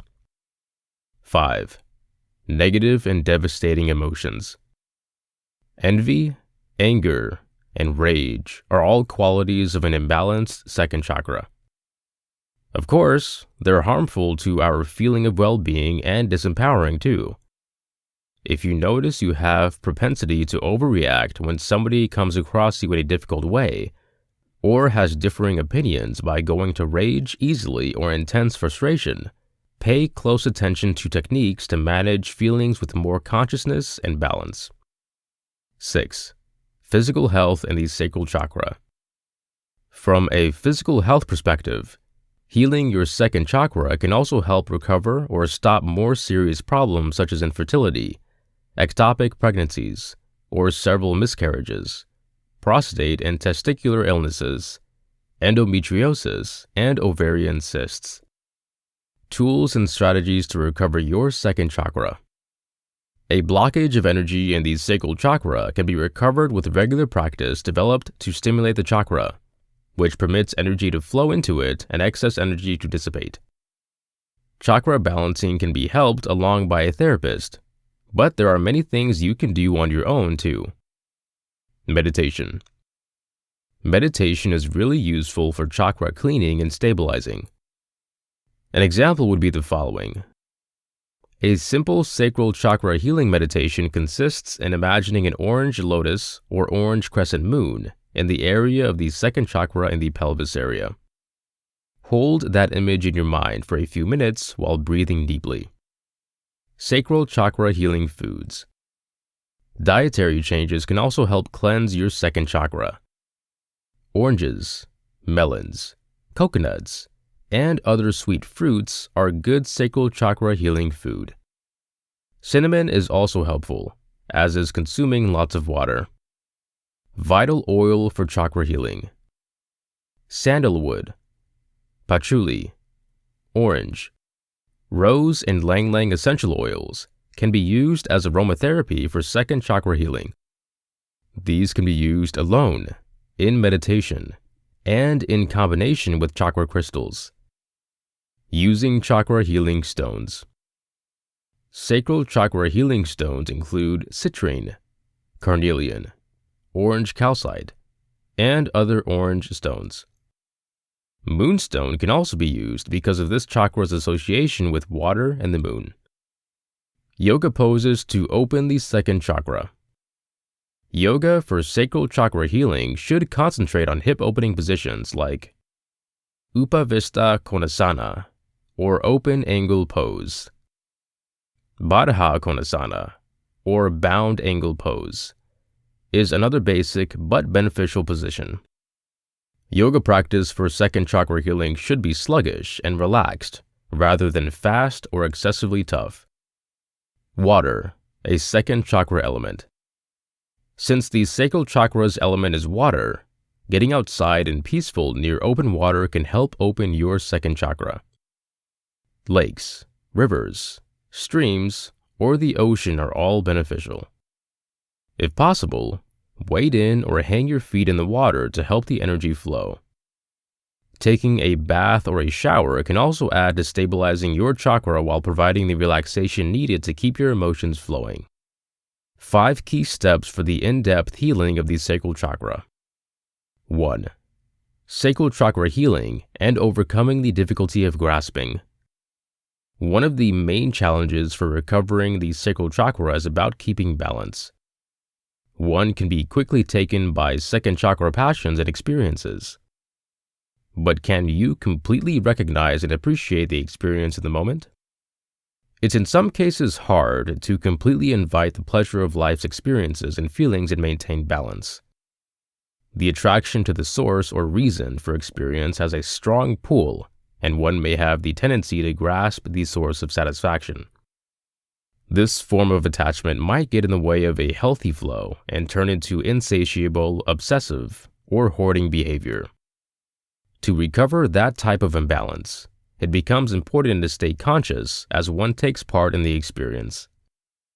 2. Sacral chakra healing and severing draining pipe emotional ties. Often, people use feelings to manipulate one another. Second chakra drains can originate from imbalanced family characteristics or power plays at work, for example. In relationships, a lot is communicated through feelings: happiness, sadness, pleasure, disappointment, and so on. When feelings aren't completely expressed or uttered indirectly, like in passive-aggressive habits, the field might become obscured, and the second chakra comes out of balance. 3. Recovering shame in the second chakra. Some of us may also feel shame and guilt around pleasure because of stringent education, inconsistent values, or a terrible experience. Quelched sexuality can lead to serious imbalances in the second chakra, whether it closes down or becomes overactive. The energy of your second chakra can be closed down or blocked as a consequence of sexual repression. Whether this movement of contraction has been affected by the actions of somebody in your life or is self-imposed. Chakra healing is essential to restore a healthy picture of sexuality and enjoyment. Working on trust around sex and sensuality with your partner, or sharing your concerns with a trustworthy friend or a professional could be useful. Going step by step, beginning with small experiences of satisfaction, may lead to the way of healing big wounds. 4. Restoring a balanced enjoyment of life's enjoyments. Healing this shame or guilt in the second chakra helps improve your gratitude of these simple things in life and also less ordinary experiences. Instead of numbing yourself by either obstructing or saturating your experience with overwhelming feelings and emotions, you might enjoy the pleasure provided in the moment, completely aware. 5. Laws of attraction and the sacral chakra. The second chakra magnetizes by the force of emotions, but also its energy that is halfway between the survival preoccupations of the first or root chakra and the expression of will of the third or solar plexus chakra. Ideas and visions, when dressed up in human feelings, can come to life more quickly. As such, the second chakra allures experiences based upon its state and the direction provided by the other chakras. Attraction and repulsions are highly linked to the sacral chakra. Healing the second chakra for that reason consists in being more conscious of someone's thoughts and intentions, and being more knowledgeable about the types of emotions occurring at the particular moment. Questions to guide your chakra healing. Self-inquiry is a useful tool to heal the second chakra. By comprehending our emotions and responses, we can better diffuse the unconscious programming judgments of our actions. That permits to choose how we react and see our feelings as beneficial indicators instead of being governed by them. Ask yourself the following questions to evaluate your second chakra. What is attractive to you? What repels you? How does it guide the way you live your life? How appealing do you feel? Are you confident about your self-image? Or do you question yourself often? Do you feel governed by your emotions? Or are you mentally conscious and mindful? Are you usually delighting in life's little pleasures to the point of losing balance, turning the mission for satisfaction into insatiable fixation? Or do you enjoy each experience through a healthy moderation and self-control? Can you stabilize passion and personal discipline? Do you feel expressed in your passion for life? Are you feeling alive most of the time? Or does life feel dull? Chapter 3. The best ways to heal your sacral chakra and get your creative juices flowing again. If you feel like you've lost your creative mojo, or maybe you have a hard time expressing yourself, your sacral chakra may really need some healing. But first, in case you need a little chakra refresher, there are 7 different major energy centers throughout the body, from the base of the spine to the crown of the head, through which this energy can flow in and out in a constant stream, says nutritional expert and Reiki master Serena Poon. These energy centers are called chakras, Sanskrit for wheel, and are essentially the link between our energies and physiques and the universal life force energy that connects us ecologically and spiritually. The sacral chakra, also known as the second chakra, is situated 2 inches beneath your belly button and is represented by the color orange. This chakra governs your feelings, your creativeness, sensitivity, sexuality, intimacy, psychological wellness, and self-expression, Poon says. Each chakra, she adds, also vibrates at a particular frequency that impacts certain parts of the body. For the sacral, it's the lymphatic and circulatory systems, procreative organs, bladder, kidney, and large intestines. So, what actually does it mean to heal your sacral chakra? Poon explains that it's about clearing and cleansing that energy center and bringing it back into a state of balance. There are many things you can do to recover your chakras. There's talking to them, for example, as well as wearing chakra-balancing precious jewelry. And if you want to get really woo-woo, you can even try rainbow crystal light therapy. Right below, Poon shares some specific sacral chakra healing practices and symptoms to help you determine whether your sacral needs some healing. Signs of a blocked sacral chakra. There are many signs you can keep an eye out for. When the sacral is out of balance, an individual may experience emotions of fear, depression, manic or emotional instability, feeling overwhelmed, loss of imagination or creative skill, sexual dysfunction, reproductive concerns, and even dependency, Poon says. Other physical signs include pain and stiffness in the lower back and hips, sciatica, low neck and back pain, urinary and kidney problems, constipation and pelvic pain. A well-balanced sacral, on the other hand, develops emotions of abundance, enjoyment, creative skill, joy, fulfillment, and general wellness. How to recover your sacral chakra. 1. Acknowledge your sacral needs some love. The primary step towards healing your sacral chakra is to simply acknowledge that your physical and energetic body needs support. Support can come in the form of healing through Reiki from a practitioner, and even yourself, or through other approaches of energy healing, Poon says. 2. Get in touch with water. The sacral chakra is linked to the element of water, so nourishing your body, inside and out, with some H2O will do your sacral some good. Poon recommends keeping your body hydrated by consuming lots of it. You can even make it fancy and more sacral chakra friendly by adding a couple of pieces of orange.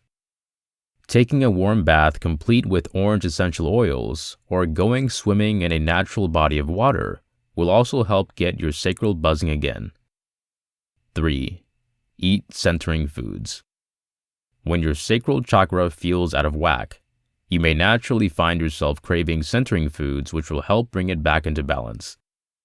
These foods include nuts, seeds, sweet potato, carrots, melons, mangoes, pumpkin, orange citrus fruits, butternut squash, fermented foods, and any other orange-colored foods, Poon says. Add these to your grocery list stat. 4. Get your creative juices flowing. The sacral chakra is all about creative expression, so it makes a lot of sense that using your artistic side and doing something creative would help open this energy center. The best part, Poon says, is there is no right or wrong way to do it. Creativeness is entirely personal. Just do what feels fun, whether that's coloring, drawing, cooking, baking, gardening, or something else. Or obstacle yourself to do something you have never done before, like trying a new dish or workout, or learning more about a new subject. If you need some motivation, you could even feed off of someone else's creative energy. Call somebody who inspires you and ask them what they're working on that they are most excited about, Poon says. Their excitement and taking action can motivate you and trigger your own creative skill. 5. Do some hip opening movements. The sacral chakra is right below your belly button, so any hip opening movements and poses will help get the energy flowing in that area. You can do this by allowing your body to flow through dancing or dance-like movements, stretching your hips, and different yoga asanas or postures, Poon says. Some postures, in particular, that she recommends for aligning your sacral are the butterfly position, cobra pose, seated upper body circles, and the goddess posture.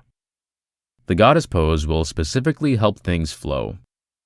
To do it, play some music and stand with your feet wide apart, knees bent, and toes pointed out. Start to sway, keeping your lower body in this squat-like position. Say a sacral supporting affirmation while you do this. 6. Practice the sacral chakra chant. Each chakra has a mantra that gets in touch with it and that supports its healing. For the sacral chakra, Poon says, the mantra sound is VUM. You can shout it as you're doing the aforementioned hip opening movements or poses, or while sitting still at the time of a meditation. Enable the vibration of the chanting to flow to your blocked sacral. 7. Bring in healing crystals. If you have a blocked chakra, be it your third eye chakra, throat chakra, or any of the others, try bringing in crystals. Healing crystals that are perfect for the sacral chakra include amber, coral and orange calcite, citrine, orange aventurine, carnelian, and hematite, Poon says. Place these on your sacral while you meditate, or just carry them around with you throughout the day to soak up their good vibes. Chapter 4. Everything you need to learn about the solar plexus chakra. Imagine that you have your own inner sun within you, your solar energy point. That is your solar plexus chakra that lies in your solar plexus area. If you wonder what the solar plexus chakra represents for you in your life, here's every little thing you need to know about this crucial energy center. What is the function of the solar plexus chakra? The solar plexus functions as the center of energy associated with ego, or your self-identity. It's the seed of your personal power, self-belief, and self-regard. On top of that, it's the foundation of your self-reliance. What does it really mean? It means that with the well-balanced solar plexus chakra, you trust your inner assistance without questioning and follow your intuition without hesitation. And what is more vital is that you don't need anybody's approval or recognition when it comes down to your decisions, small or big. On a bigger scale, you unapologetically and courageously go after your goals and aspirations in life. The Sanskrit word for the solar plexus is Manipura, or shining gem.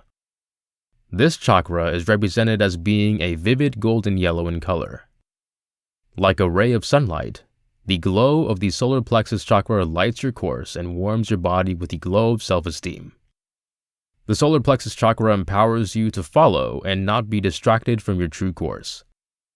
The solar plexus chakra is the seed of your personal power. It's important to differentiate that personal power does not suggest power over others. It indicates self-mastery, the ability to master your thoughts and feelings, overcome any fear, and take proper action in any circumstance with courage and determination.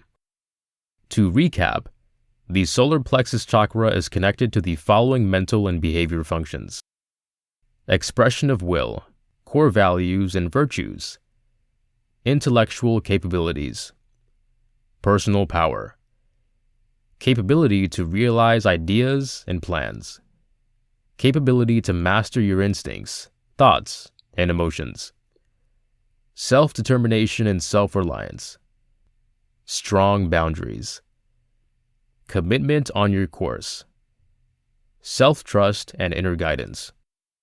At higher levels, it communicates wisdom. The significance of the solar plexus chakra.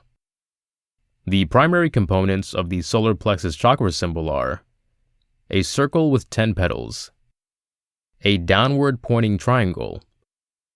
The inverted triangle depicts the fire as the transformative power of the solar plexus chakra. It's the fuel that transmutes matter into energy, that empowers you to move on your course with inner strength and guts. The 10 petals are usually represented with the color blue, like the blue color of the flame. Manipura. The most typical Sanskrit name for the solar plexus chakra is Manipura, which means shining gem, city of gems, or seat of gems. Here is the list of the solar plexus chakra names. The third chakra, solar plexus chakra. Manipura, Manipurak. Nabi, or navel. The power chakra. Blocked versus triggered solar plexus chakra. The main function of this energy center is to offer real momentum to move forward and understand personal desires and intents in the world. It plays an essential role in the development of personal power. It fuels your intentionality, your direction in life, and the actions you are to take to reach your goals. That's why it has such a great impact on your pursuit of social status and self-image.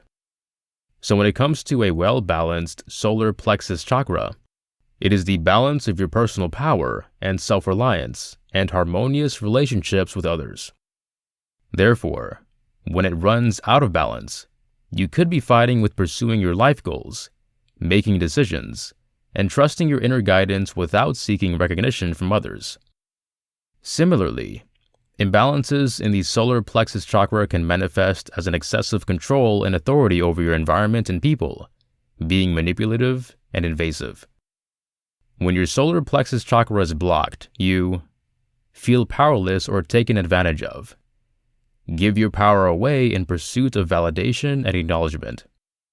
Misuse your power, enforce your beliefs, control others to meet your interests. Find it challenging to do something about it on your dreams. Experience stomach pains and anxiety. When your solar plexus chakra is open, you have a good sense of your own power and how to use it in healthy ways. Admire others with power and impact and choose to imitate people who are. Want to use your power and impact for good in the world. Trust your instinct and inner assistance. Do not feel the need in other people's confirmation and validation. Are assertive. Exert your will in a way that results in the expected results somewhat effortlessly. Have harmonious relationships with your surroundings. Ways to open the solar plexus chakra. The key to a well-balanced solar plexus chakra is in finding a stability between your personal power and self-reliance and your relationships with others. Remember that is that shining gem, your inner sun within you, that moves you through any external scenarios and fuels your life objectives and goals. And at the same time, on the collective level, you seek to build unified relationships with other individuals without violating their integrity. Here are basic ways to reinforce this energy center. Practice yoga. Eat yellow foods such as bananas, corn, and grains. Drink herbal teas. Wear yellow and introduce yellow accents into your home environment. Motivate yourself to get out of your comfort zone by changing your daily regimens.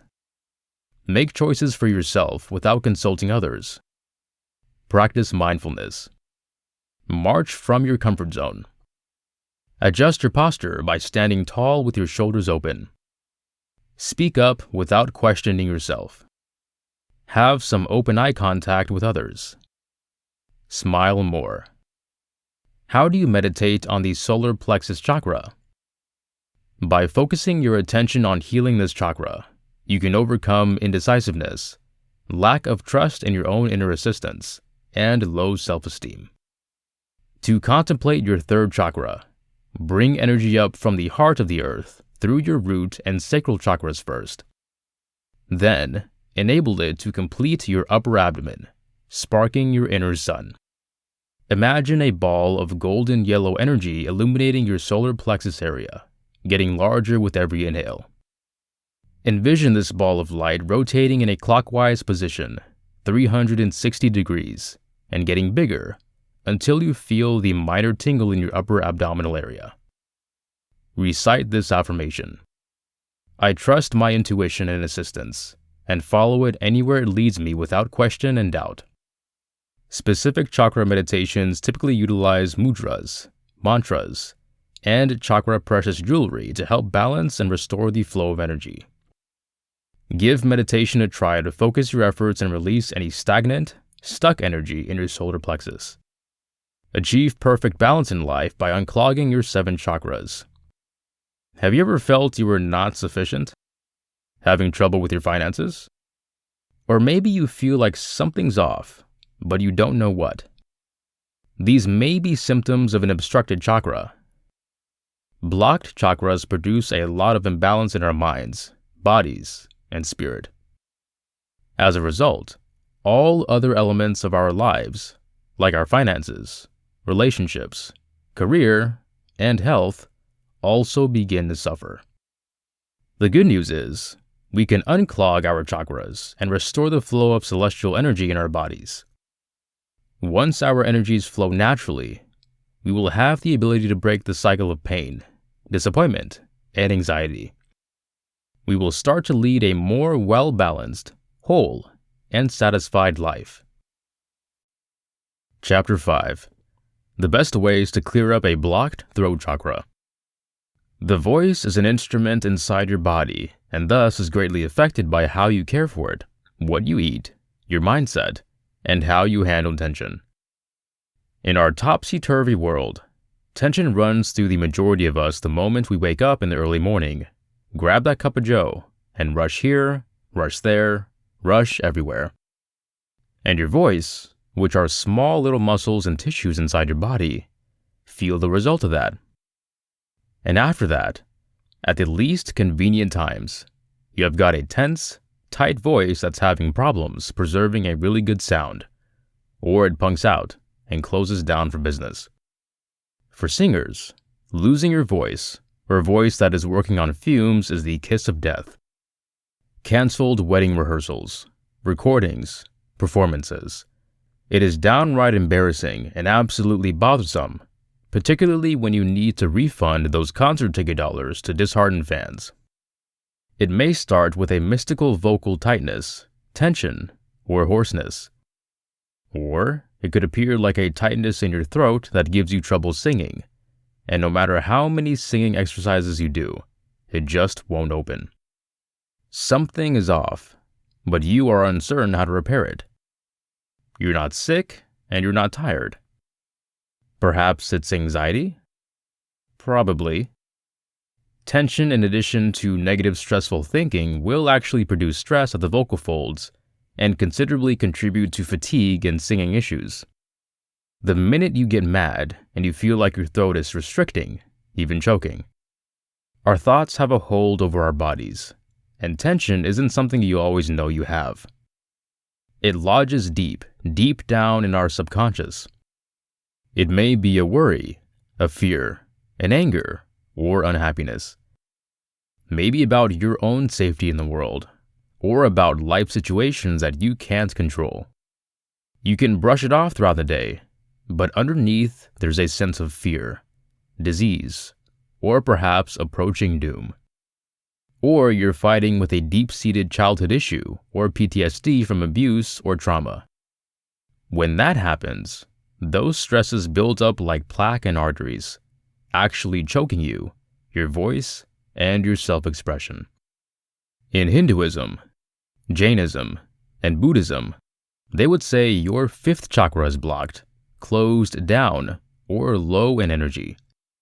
A chakra is thought to be an energy point or node in the subtle body. Chakras are actually believed to be part of the subtle body, not the physical body, and as such, are the meeting points of the subtle, non-physical, energy channels called nadi. The throat chakra is the voice of the body.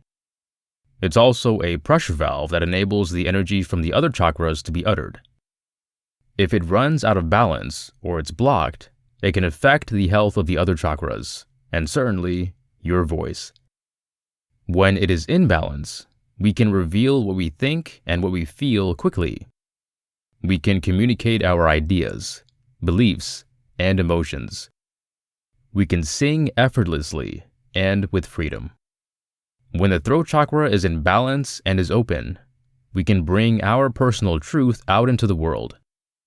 When the throat chakra runs out of balance, the physical signs could include aching throats, tight jaws, stiff neck, and headaches. When it is out of balance, you also might find yourself habitually lying, feeling fear and doubt about the intention of others, or you might find yourself stammering or at a loss for words. You'll likely have emotions of being separated and misunderstood. You may also have signs of the other chakras being out of balance. That is triggered by the throat chakra obstructing the energy flow from the other centers. I've had times in my life when no matter how much I vocalized and meditated, my throat was just blocked. It was all emotional, and I didn't have access to freeing it up. It took a lot of treatment, vocal and mental, and healing treatments, deep massage, vocal lasers, rolfing, and mostly, beginning to freely reveal myself, stop hacking my real feelings, and be genuine with myself, and learning to trust myself. This was substantial.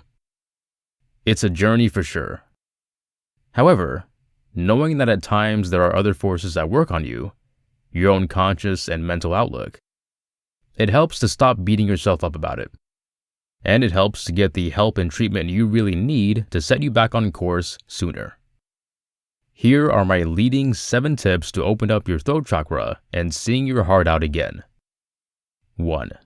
Slow down. Decrease and give yourself a break. For real. Walks, naps, Epsom salt baths, films, meditate, read a book, hammocks, good for you stuff to help you relax until you feel better. Good for you stuff to help you relax until you feel better. Musical artists work overtime and they stress a lot. It's natural when you have a lot on your plate, and it's challenging to earn a living in music. Just one day off works wonders. 2.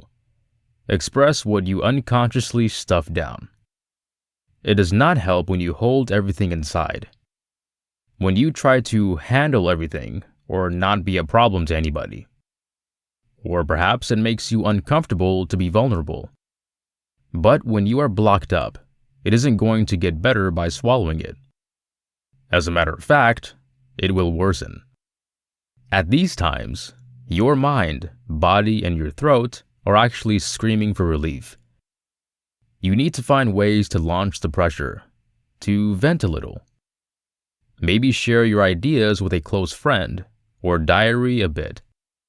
Or if you have been holding stuff back from somebody who needs to find out about it. Perhaps you need to write them a letter or talk to them. If speaking with them will only make things worse, then talk aloud like you're talking to them, in a peaceful, private place. When you talk aloud, you launch energy you've been holding out of your body, and you'll feel a release. Then the next time you find yourself holding back, do not. Say what's on your mind in a thoughtful way. You can say anything to anybody if you do it attentively. You've got this. Don't be a victim of the right to your own voice. 3. Journal writing, therapy, and meditation. When you have got a lot of stuff to handle, it is easy to push it down. It's a natural protective mechanism in our minds to numb out or push down what's too much. The best way to uncork or free up your throat is to write in a journal every day for just 5 minutes. Say what is actually on your mind. Be sincere. Make sure your diary is only for you to read. Maybe get one with a lock and a key. It is a location where you can be unfiltered and get to the stuff that is under the surface area. Share your wants, needs, disappointment, even rage, or deep sadness. Therapy is also a great way to maximize your expression. Seeing a psychologist that you get in touch with can be extremely useful. Somebody to speak to. Talking helps to reduce the problems that constrict our self-expression. I have had a long personal journey with my therapist of 30 years. It helps to handle the day-to-day and the PTSD from early childhood trauma that I have had to handle. Meditation is another place I've looked for help. I practice transcendental meditation for 2 years now, and I wish I began a very long time ago. It is the most medically studied meditation, and the practice for me has had the strongest, visible results over any other meditation I've ever practiced. It is particularly useful for PTSD victims. I highly suggest it. It has changed my life by substantially minimizing stress and lightening my spirit. I can actually say that it has made me much happier. Priceless. 4. yoga and massage. Yoga is the best medication for, well, every little thing. Mind, body, and spirit. It relieves the beast of life, releases pressure, physical and psychological, that develops and causes tension. Go to yoga class or grab some free yoga classes on YouTube and get some serious down dog. 2 times a week minimum. And after that, go get a hot stone or deep tissue massage. Heck, get several. Get those knots out of your shoulders and neck. You'll really need the help. And it'll help release you up over the long term. Get a massage twice a month if you're pretty tense, or once a month for maintenance. I just did a treatment called the Atlas Development that got rid of all my tension. Life-altering. Highly recommend. You can visit www.atlasevolution.com for more information. 5. Blue light, lasers, and the most recent in energy medication. Sitting under a blue light is thought to relax you and help ease tension. A med spa here in New York, the Health Club Castle, has a color therapy room where you sit in cubicles of chakra colors. The blue light cubicle is my preferred. Also, a more recent innovation to the alternative medicine market is energy medication. My preferred Chinese doc in LA, Dr. Luke Kua, uses an energy medicine light called the Nano Herbs light, which treats over 700 health problems, practically anything. You can blast your throat with it.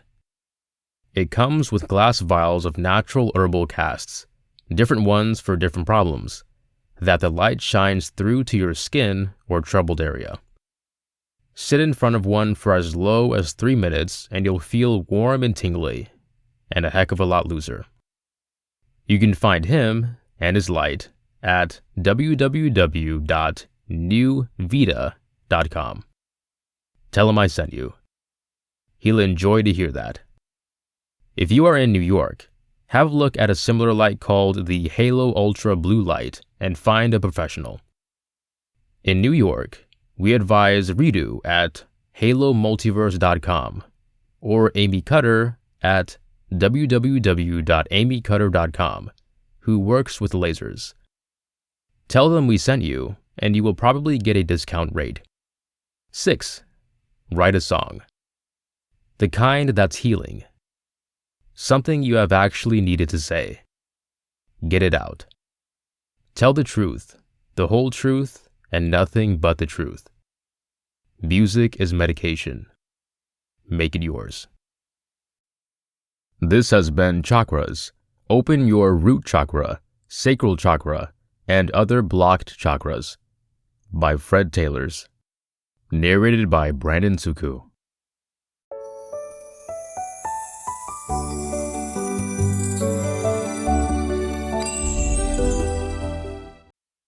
Chakras, Third Eye Chakra, and Healing Techniques for Beginners by Fred Taylors.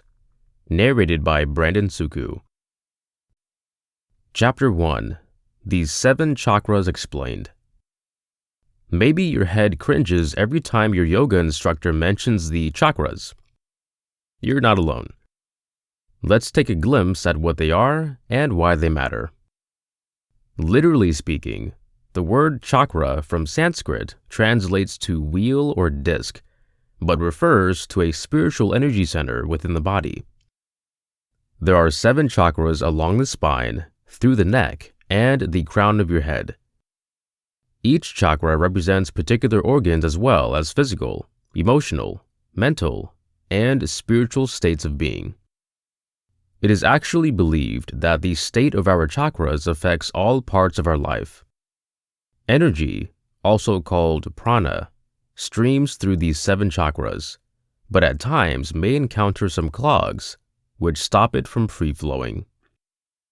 Depending on where the clogs are, some foods, lifestyle ideas, and yoga postures will help open the particular chakras and bring back prana flow. Blocked energy in our 7 chakras can often cause illness or discomfort at many levels. So it is very important to comprehend what each chakra represents and what we can do to keep this energy flowing easily. Here's a quick overview of these 7 chakras. Root chakra, found at the base of the spine in the tailbone area. It represents our foundation and feeling of being grounded. It is linked to survival problems such as monetary self-reliance, money, and food. Sacral chakra, found in the lower abdominal areas, about 2 inches below the navel and 2 inches in. It represents our connection and capability to accept others and new experiences. It's connected to a sense of abundance, well-being, satisfaction, and sexuality. Solar plexus chakra, found in the upper abdomen in the stomach area. It represents our capability to be confident and in control of our lives. When it is blocked, emotional problems like absence of confidence develop. Heart chakra, found at the center of the chest, right above the heart. It represents our capability to really love and is linked to happiness and inner peace. Throat chakra, found in the heart. It represents our ability to communicate. It's linked to self-expression of feelings and the truth. Third eye chakra, located in the forehead between the eyes. It represents our ability to concentrate on and see the big picture, and it is linked to intuition, imagination, wisdom, and the capability to think and make decisions. Crown chakra, located at the very leading of the head. It represents our ability to be completely linked spiritually, what's usually called informed. Chapter 2. Third Eye Chakra. In this chapter, we will focus particularly on the third eye chakra, also referred to as ajna, which means command and viewing. Location: on the forehead, between the eyebrows. Color: purple or deep indigo. What it represents: what you see. Referred to as the 6th chakra, it represents your instinct, your ability to plan, forecast, sense, and know. Connected to. The third eye chakra is related to vision, reality, motivation, instinct, perception of subtle measurements and movements of energy, access to magical states, illumination, connection to wisdom, insight. At a physical level, the third eye chakra is associated to the pineal gland in charge of regulating biorhythms, which includes sleep and wake times. The pineal gland, situated in the brain, is a focal point, just because of its relationship with the perception and impact of light and modified or mystical states of consciousness. It's positioned near to the optical nerves, and as such, it's vulnerable to visual stimulations and changes in lighting. If you have a well-balanced third eye chakra, you see life with clearness and with strong instinct, insight, self-awareness, and emotional balance. You have an obstructed third eye chakra when you lack clarity. You feel stuck in the daily grind without having the ability to look beyond your issues.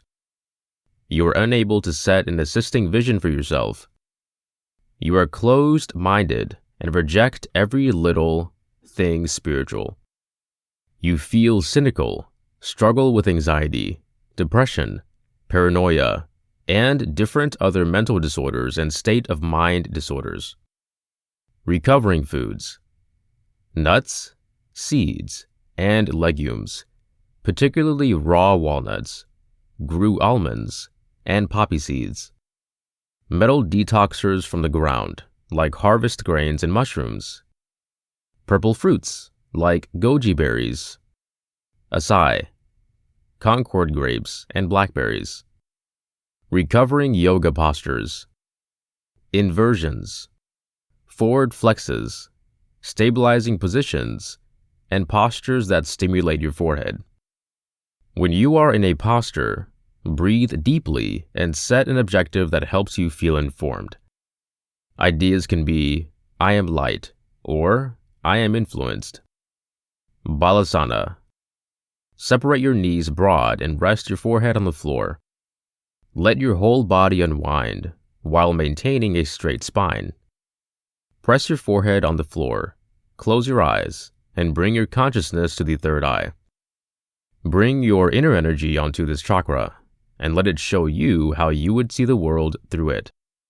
Gently massage your pineal gland by partially turning your head to the sides. What is needed for you to see? What is relevant and what isn't?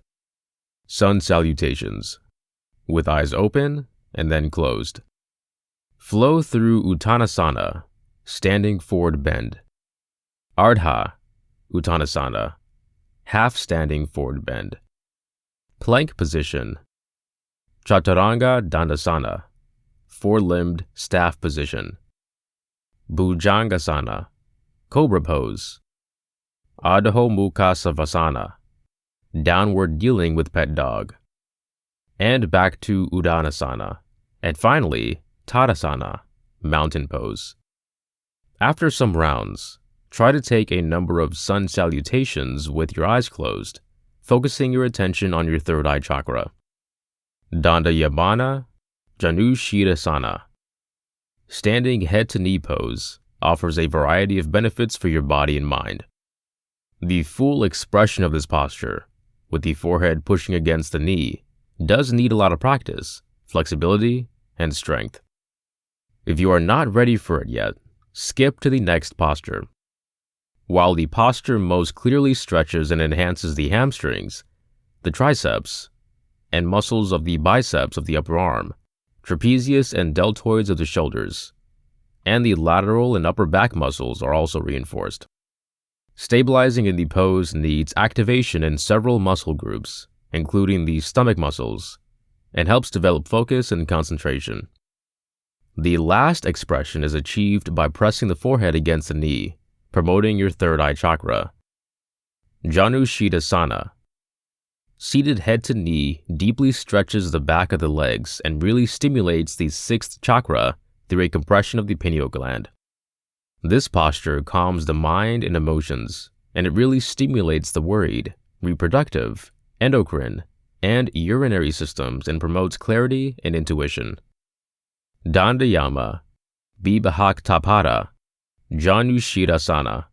Standing separate leg head to knee is a really complete posture. It opens your spine with a powerful inner compression. A deep forward bend with an added hip opener and stimulus of the fifth and sixth chakras by compressing the thyroid and pineal glands. Virabhadrasana. 3. Practicing balance can bring energy and consciousness into our third eye chakra. When we balance the body, the mind needs to be just as engaged as the body. While in Warrior 3, close your eyes, take some breaths here, and draw the energy into your third eye chakra. Seated meditation. One of the best ways to find contact with your sixth chakra is by means of meditation. Discover yourself in a comfy seated position. Correct the alignment of the back, and relax the shoulders. Close your eyes. And then, place your hands on your thighs or on your lap, and concentrate on your breathing. Again, draw your energy onto the third eye, and ask it to show you what you need to see. The Ajna chakra is about your inner knowledge and assistance. It has to do with being creative and relying on the instinctual messages we get. For this, we sometimes need to do less and rest more. Practice deep breathing, mindfulness, and simplify your life. Find a moment of silence, close your eyes, and enable yourself to see what truly matters. Chapter 3. Recovering your third eye chakra. The third eye chakra is the energy center in our body accountable for reality, perception, manifesting, thought, and instinct. According to yogic philosophy, the third eye is connected to duality, which is a type of perception that opposes reality and is created solely by the mind. Once the third eye chakra is in harmony with the rest of the chakras, it is said that an entrance towards spiritual knowledge is opened. When our third eye chakra is clean and well balanced, we see life with clearness and possess strong instinct, insight, self-awareness, and psychological balance. On the other hand, when our third eye chakra is blocked or imbalanced, we tend to have issues such as closed-mindedness, cynicism, anxiety, depression, paranoia, and numerous other mental illnesses and state-of-mind conditions. If you think you may have a blocked third eye chakra, reflect to your childhood. Were you raised in a closed-minded family? Was free thinking encouraged in your youth, or were you conditioned to obey without questioning? Was your early life environment emotionally stable? Did your parents or caretakers value your insights and perspectives? If not, you probably have a problem with the third eye chakra problems due to your childhood conditioning. But don't worry, this guide will help you initiate your own special process of third eye chakra healing. What is the third eye chakra? The third eye chakra, or ajna, is the energy center within our bodies that is accountable for intuition, creativity, thought, and self-awareness. Located in the middle of the forehead, just above the eyes, the third eye chakra is related to the color indigo and the pineal gland within the brain. This chakra helps to manage the energy associated with insight and knowledge. What is pineal eye chakra healing? Third eye chakra healing is the practice of cleaning, opening, and balancing the third eye chakra within our bodies. Third eye chakra healing employs a vast array of holistic healing remedies to bring positioning to the body, mind, and spirit. These treatments include practices such as meditation, mindfulness, color treatment, sound healing, yoga, self-inquiry, aromatherapy, and many others. 24 signs of an unhealthy third eye chakra. The best way to tell whether you need to undergo third eye chakra healing is to pay more attention to your ideas, feelings, actions, and physical sensations within your body. Here are some signs to keep an eye out for. You rarely feel creative or motivated by anything. You ignore listening to your intuition. You are overly rational or overly psychological. You become absorbed by the specifics but struggle to see the bigger picture. You are typically lost in your thoughts. You constantly escape into fantasizing to stay away from reality. You are egotistically connected to special powers, ability to see visions, clairsentience, etc. You are mentally reactive and get upset quickly. You're addicted to external things which you actually believe will make you happy. Relationships, food, sex, cash, status, shopping, etc. You have a hard time to see reality plainly, see psychological distortions. You cannot appear to connect to your much deeper self or soul.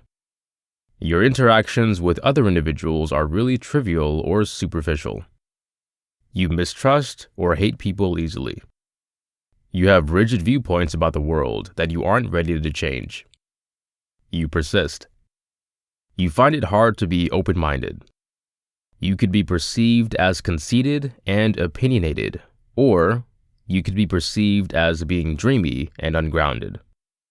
You struggle with regular headaches or migraines. You have a thick and heavy ego. You're highly connected to outcomes. You lack focus and decisiveness. You experience vision problems and sinus problems. You struggle with delusions and mental diseases.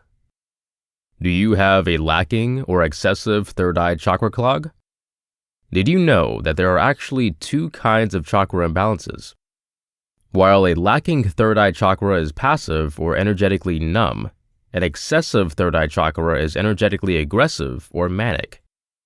Here's a breakdown of the difference between the two. Lacking equals lifeless, slow, passive, blocked, inwards, or having not enough energy streams going inward. Excessive equals vibrant, agitated, reactive, aggressive, outwards, being than having way too much energy flowing inward than outward. Thus, if you have a lacking third eye chakra, you're going to be more vulnerable to concerns like dreaminess, ungroundedness, and mental confusion.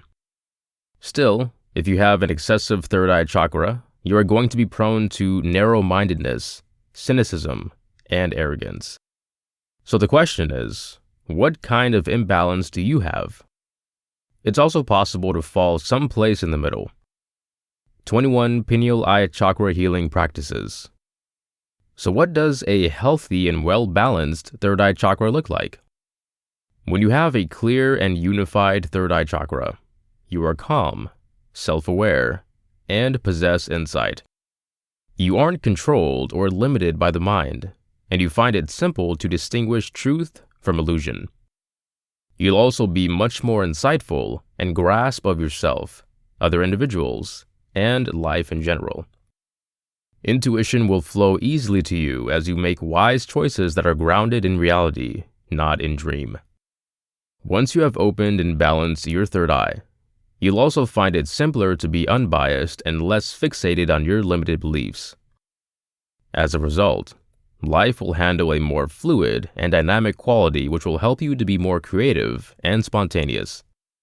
You will be able to see life from a bird's eye view, which will give you knowledge and empathy.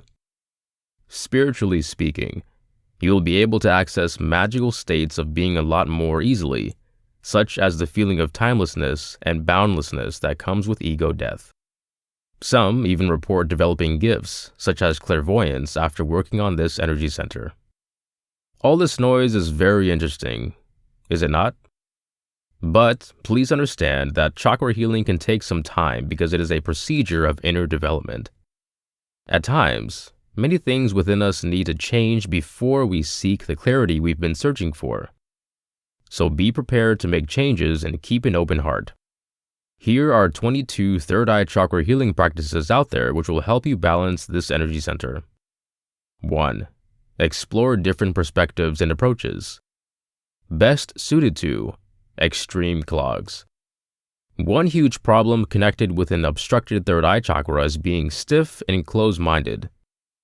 To conquer this problem, try reading books, watching new programs, or trying out activities beyond your comfort zone. Even if it feels a little weird in the beginning, try to be curious about other viewpoints and lifestyles. 2. Decalcify your pineal gland. Best suited to lacking and excessive blockages. Your pineal gland is a small pea-shaped mass within the brain that is linked to third eye chakra blockages. While the pineal gland is responsible for managing our sleep cycles and procreative bodily hormones, it also has more magical roots. Many old cultures such as the ancient Tibetan, Egyptian, and Chinese actually believed that the pineal gland is responsible for spiritual awareness. To decalcify your pineal gland, try to keep away from items and water sources that contain fluoride. Find out more about how to decalcify your pineal gland. 3. Ground yourself with mindfulness. Best suited to deficient blockages. Our third eye operates the best when it is grounded in reality. Otherwise, we get lost in fantasy and illusion really easily. Try to practice being present with whatever arises in your life. Concentrating on your breath helps a lot. 4. Go out into the sunshine. Best fit to deficient and excessive blockages. As the element of the third eye chakra is light, you might find your mind being much clearer if you get outside a bit more. If you live in a dark or cold climate, you might like to try light treatment if getting natural sunshine is not much of an option. On a physical level, light awakens the pineal gland, which enhances the function of the third eye. 5. Use the following herbs. Best suited to lacking and excessive obstructions. Use herbs like mugwort, star anise, saffron, basil, jasmine, lavender, passion flower, rosemary, and blue lotus. You can diffuse these herbs, burn them as incense, apply them topically in a diluted form, or consume them. One of the best ways to take herbs is to drink them as tea. For the third eye chakra, I recommend Buddha Tea's relaxing and 100% natural third eye chakra tea, which you can buy here. That tea is infused with the essence of sapphire. 6. Explore your limiting beliefs. Best suited to deficient and excessive obstructions. One significant cause of third eye breakdown is restricting core beliefs. Core beliefs are the central convictions we have about ourselves which trigger us to feel fear, insecurity, and self-loathing. Typical core beliefs include, I am not worth it, I'm an evildoer, and I deserve to be punished. By discovering your hidden core beliefs, you may save yourself from attending years of therapy, not to point out better psychological health. Find out more about core beliefs. 7. Hum or chant the sound Best matched to deficient and extreme blockages. This sound matches the vibration of the third eye chakra. Try drawing out the letters into noises like or You may also like to listen to binaural beats, a type of music healing therapy, which helps to trigger and clear all of the chakras through alternating acoustic waves. Try these chakra healing songs. 8. Go on a psychedelic shamanic journey. Best matched to extreme obstructions. Under the guidance of a qualified shaman or spiritual guide, try a spiritual form of plant medication such as peyote, ayahuasca, or psilocybin mushrooms. Those sacred plants help to open the third eye and balance the whole energy system. Typically, during these sacred trips, many great and profound facts are exposed. 9. Eat more of these foods. Best matched to lacking in extreme blockages. Introduce more of the following vegetables and fruit into your diet plan, which all resonate with the third eye chakra. Prunes, dates, blackberries, blueberries, figs, raisins, eggplant, purple cabbage, purple kale, purple carrots, and purple potatoes. 10. Contact the owl spirit guide. Best suited to lacking in excessive clogs. The owl is the symbolic and totemic animal of the third eye chakra. In order to contact owl, think about what you need the most help with. You could contact this spirit guide through self-induced trance states, meditation, visualization, or prayer. 11. Assess all that you think and do. Best suited to deficient and excessive obstructions. Self-reflection is an essential ability to develop, and it helps to increase your self-awareness. Try reviewing your ideas and emotions in a personal diary every day. Try to dissect why you believe certain things and behave in various ways. 12. Try stargazing and moon gazing. Best matched to extreme clogs. Looking into the night sky is a basic but breathtaking way to put everything into perspective. Gazing at the moon and stars tends to open up the mind and help you to transcend the cage of idea. 13. Use essential oils.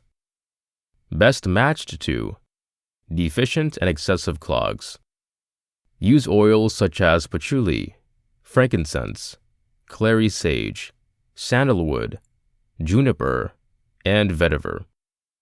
You can put these oils into an oil diffuser, rub them on your wrist in a diluted form, or wear them in a diffusing pendant. 14. End up being an observer of your thoughts. Best fit to deficient and excessive obstructions. Try Vipassana meditation, which is a kind of meditation that includes learning how to watch your mind and observe your ideas. The primary reason the third eye chakra gets blocked is that we believe the ideas in our head and therefore identify with them. When we learn how to just observe our thoughts, we can find that thoughts are really short-lived and spontaneous. They don't mean anything about us unless we designate them suggesting. 15. Do a third eye chakra visualization. Best suited to deficient and extreme blockages. Imagine a throbbing or swirling ball of bright indigo light in your third chakra area. Feel the ball of indigo energy liquefying all clogs, sluggishness, or aggressive circulations of energy within you.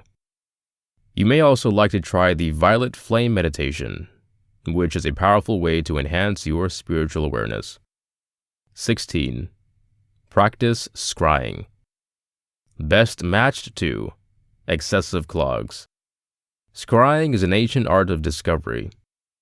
Generally, scrying has been portrayed through the well-known image of the psychic woman looking into her crystal ball. Yet, scrying can be used with bowls of water, mirrors, and other objects. Scrying is basically a practice that helps you to develop your inner vision or second sight.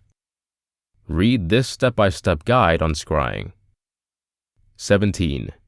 Pay attention to your dreams. Best fit to deficient and excessive clogs. Your dreams are richly symbolic in nature and reveal your unconscious fears, desires, and needs. The third eye is responsible for helping you to analyze your dreams, so practice reviewing your dreams each morning for about 10 to 15 minutes. Just remember, dream dictionaries cannot offer you with the accurate and nuanced meanings you need. Though it's tempting to use one, see if you can try and discover the meaning brought within your dreams by yourself. Usually, essential lessons and messages are conveyed within the dream world. 18. Supportive affirmations. Best fit to deficient and excessive clogs. Every day, instill your mind with encouraging and loving affirmations. Try to choose a statement that you truly resonate with. Here are several examples. I produce my reality. I trust my intuition. I see with clearness. I get in touch with the knowledge of the whole universe. It is safe for me to see the truth. I rely on myself. My mind and heart are in perfect balance. 20. Balance your energy with yoga. Best matched to deficient and excessive blockages. Balance your third eye chakra by doing yoga stretches like standing forward bend, uttanasana, dolphin pose, kid's position, and head to knee posture, Janusirsasana. 21. Wear indigo. Best matched to lacking in excessive clogs. Wearing and surrounding yourself with the color indigo is a wonderfully basic way to stimulate your third eye chakra. And here's a bonus one. Candle gazing. Best matched to deficient and extreme clogs. Candle gazing, also called Tritaka in Hatha Yoga, is an effective way to open up your third eye by just checking out the flame of a candle. Try to include conscious breathing into this practice to stimulate energy flow within your body. Light a candle and place it 3 to 4 feet in front of you at eye level. Keep your vision concentrated on the flame in a mild and natural way. After reading all this information, you might be wondering what you should do next.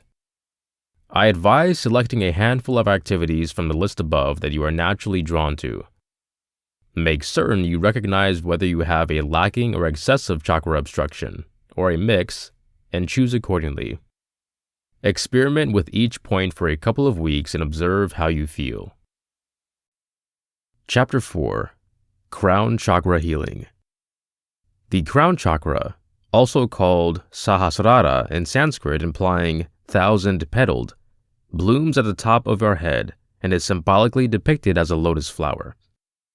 This spiritual energy center is the seat of celestial awareness that every one of us carries.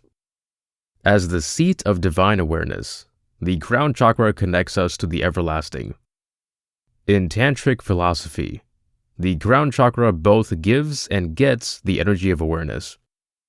Simply put, it is considered the meeting point between the finite and unlimited. What does our crown chakra feel and look like when it is healthy and open? When our crown chakra is balanced, we feel linked to our higher self, can easily access our inner knowledge, feel linked to others in life, can see the larger picture, and feel a sense of serenity and wholeness despite what's going on around us. What about when the crown chakra is imbalanced or blocked? Typical signs include depression, a sense of alienation or disconnection from life, and an absence of empathy. An obstructed crown chakra tends to be the result of living in stressful environments, hectic way of lives, as well as experiencing unresolved trauma and deeply rooted core beliefs which developed in youth and have been reinforced throughout life. But overall, having an actually obstructed crown chakra is the outcome of being conditioned to actually believe that we are separate and isolated beings who are defined by the ego, which is essential to nearly all humans. If you wish to get in touch with your soul more deeply, crown chakra healing is an excellent place to start. What is the crown chakra? The crown chakra, or Sahasrara, is the energy center within our bodies that is accountable for ideas, awareness, wisdom, and our connection to the divine. Found at the very tip of the head, the crown chakra is connected with the color violet and the pituitary gland within the brain. This chakra helps to control the energy of consciousness. What is crown chakra healing? Crown chakra healing is the practice of cleaning, opening, and harmonizing the crown chakra within our bodies and energy fields. Crown chakra healing employs a wide range of holistic healing remedies to bring alignment to the body, mind, and spirit. Those remedies include practices like meditation, mindfulness, color therapy, sound healing, yoga, self-inquiry, aromatherapy, and many others. 20 signs of an unhealthy crown chakra.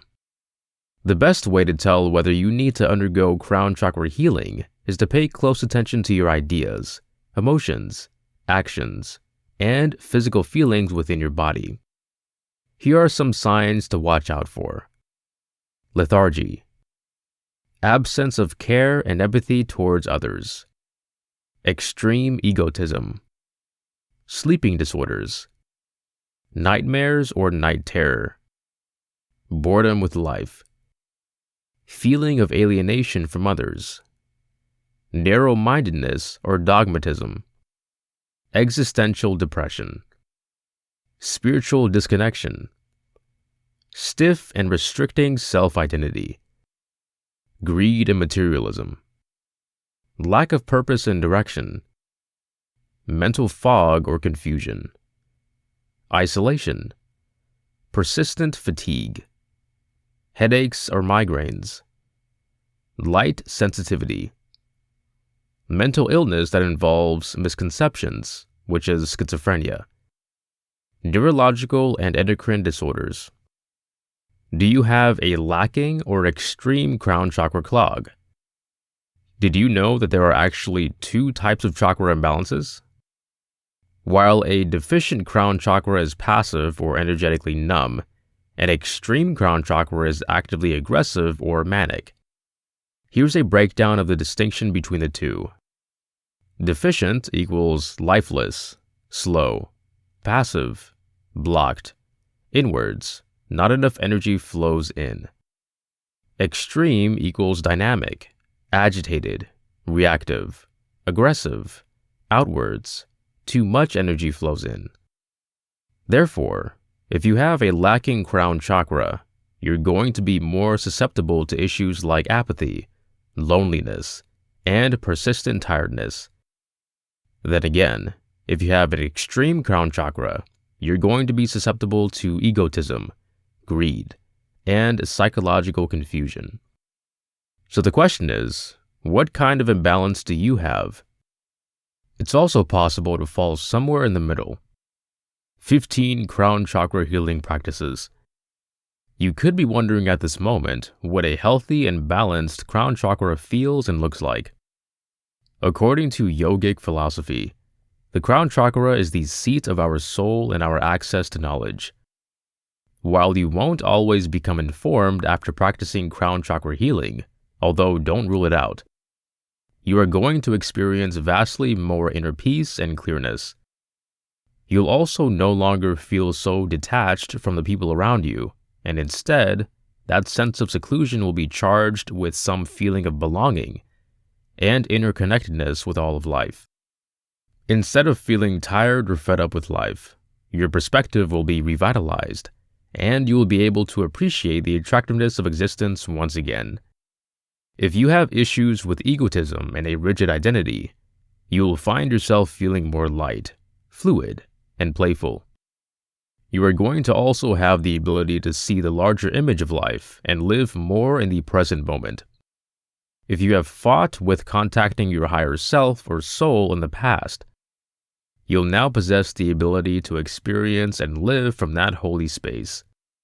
In general, a sense of expansiveness and calmness will come to specify your reality.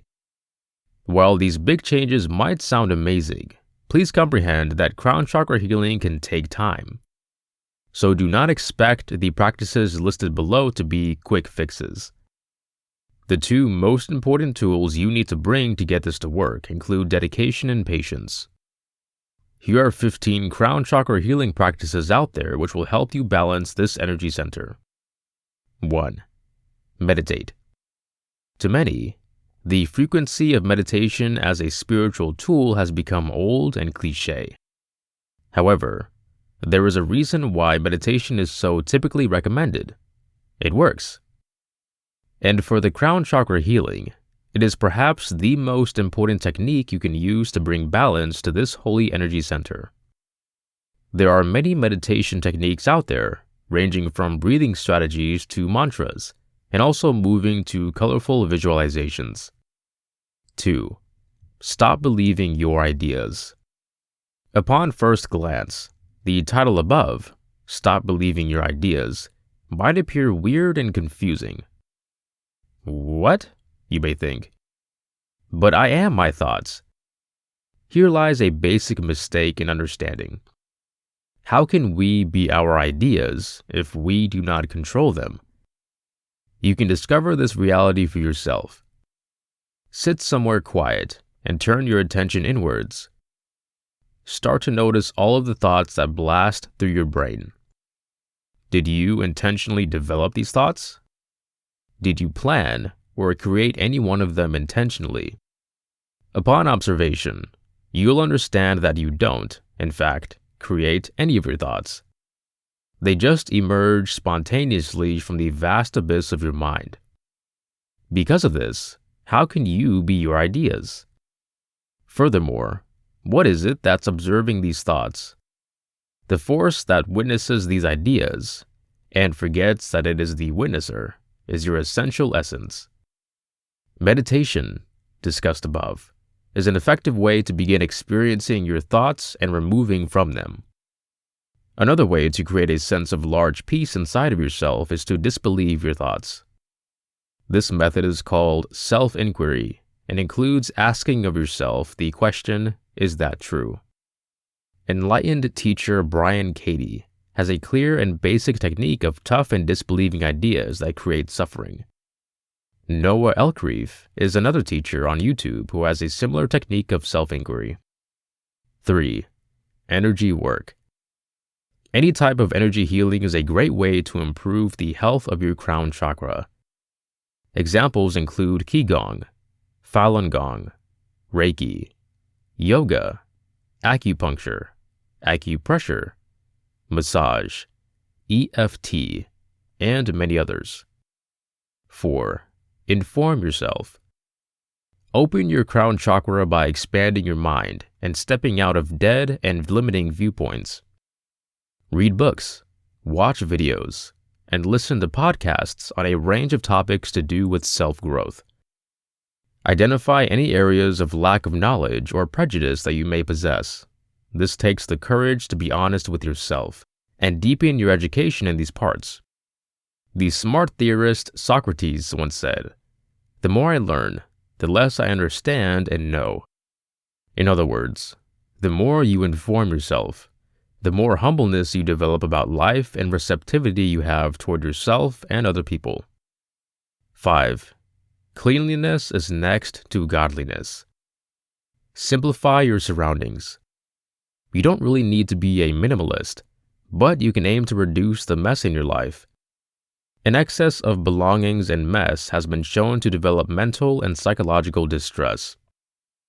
Go through your home and create 3 stacks of valuables: those you want to keep, those you want to donate, and those you want to get rid of.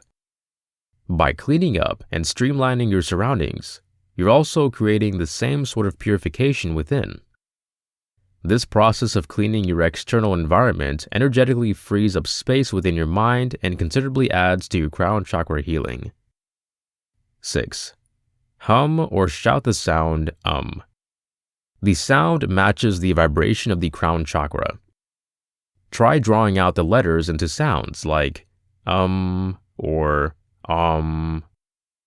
You might also like to listen to binaural beats, a form of music healing therapy, which helps to trigger and clear all of the chakras through rotating acoustic waves.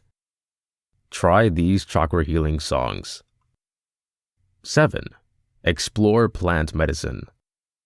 Plants can be spiritual instructors that give us direct experiences of the divine. Some of the most magical and life-altering experiences I've ever had have been throughout shamanic journeys. I guarantee that you research appropriately and find a great shaman who has experience with plant teachers like San Pedro cactus, psilocybin mushrooms, or ayahuasca. Plant medicine is extremely effective for opening the crown chakra as well as purging the remainder of the energy field. Please keep in mind that plant medication should be approached with respect and with an appropriately prepared and well-balanced mind ahead of time. 8. Commit yourself to your own spiritual practice. Nobody can build a strong connection to the spirit but you. One of the easiest ways of creating your own spiritual practice is by designating a small corner, or even room, of your home to your daily spiritual practice. You may like to create an individual altar in which you put significant items such as candles, books, stones, bones, incense, etc. You do not really need to spend a lot of cash to develop this space. Just take whatever you already have around the home that is considerable to you and place it in this space. Spiritual practice is as varied as human beings. Your spiritual practice will be completely special to you. For example, it might include meditating, practicing yoga or qigong, hoping, doing rituals, reading and studying spiritual books, singing, drawing tarot cards, volunteering, creating art, watching nature, practicing visualization or self-hypnosis. There are endless combos. Just guarantee that you do what feels authentic to you. There is no need to copy anyone. Create a daily ritual that nourishes your soul. 9. Practice the power of prayer. Prayer doesn't have to be spiritual.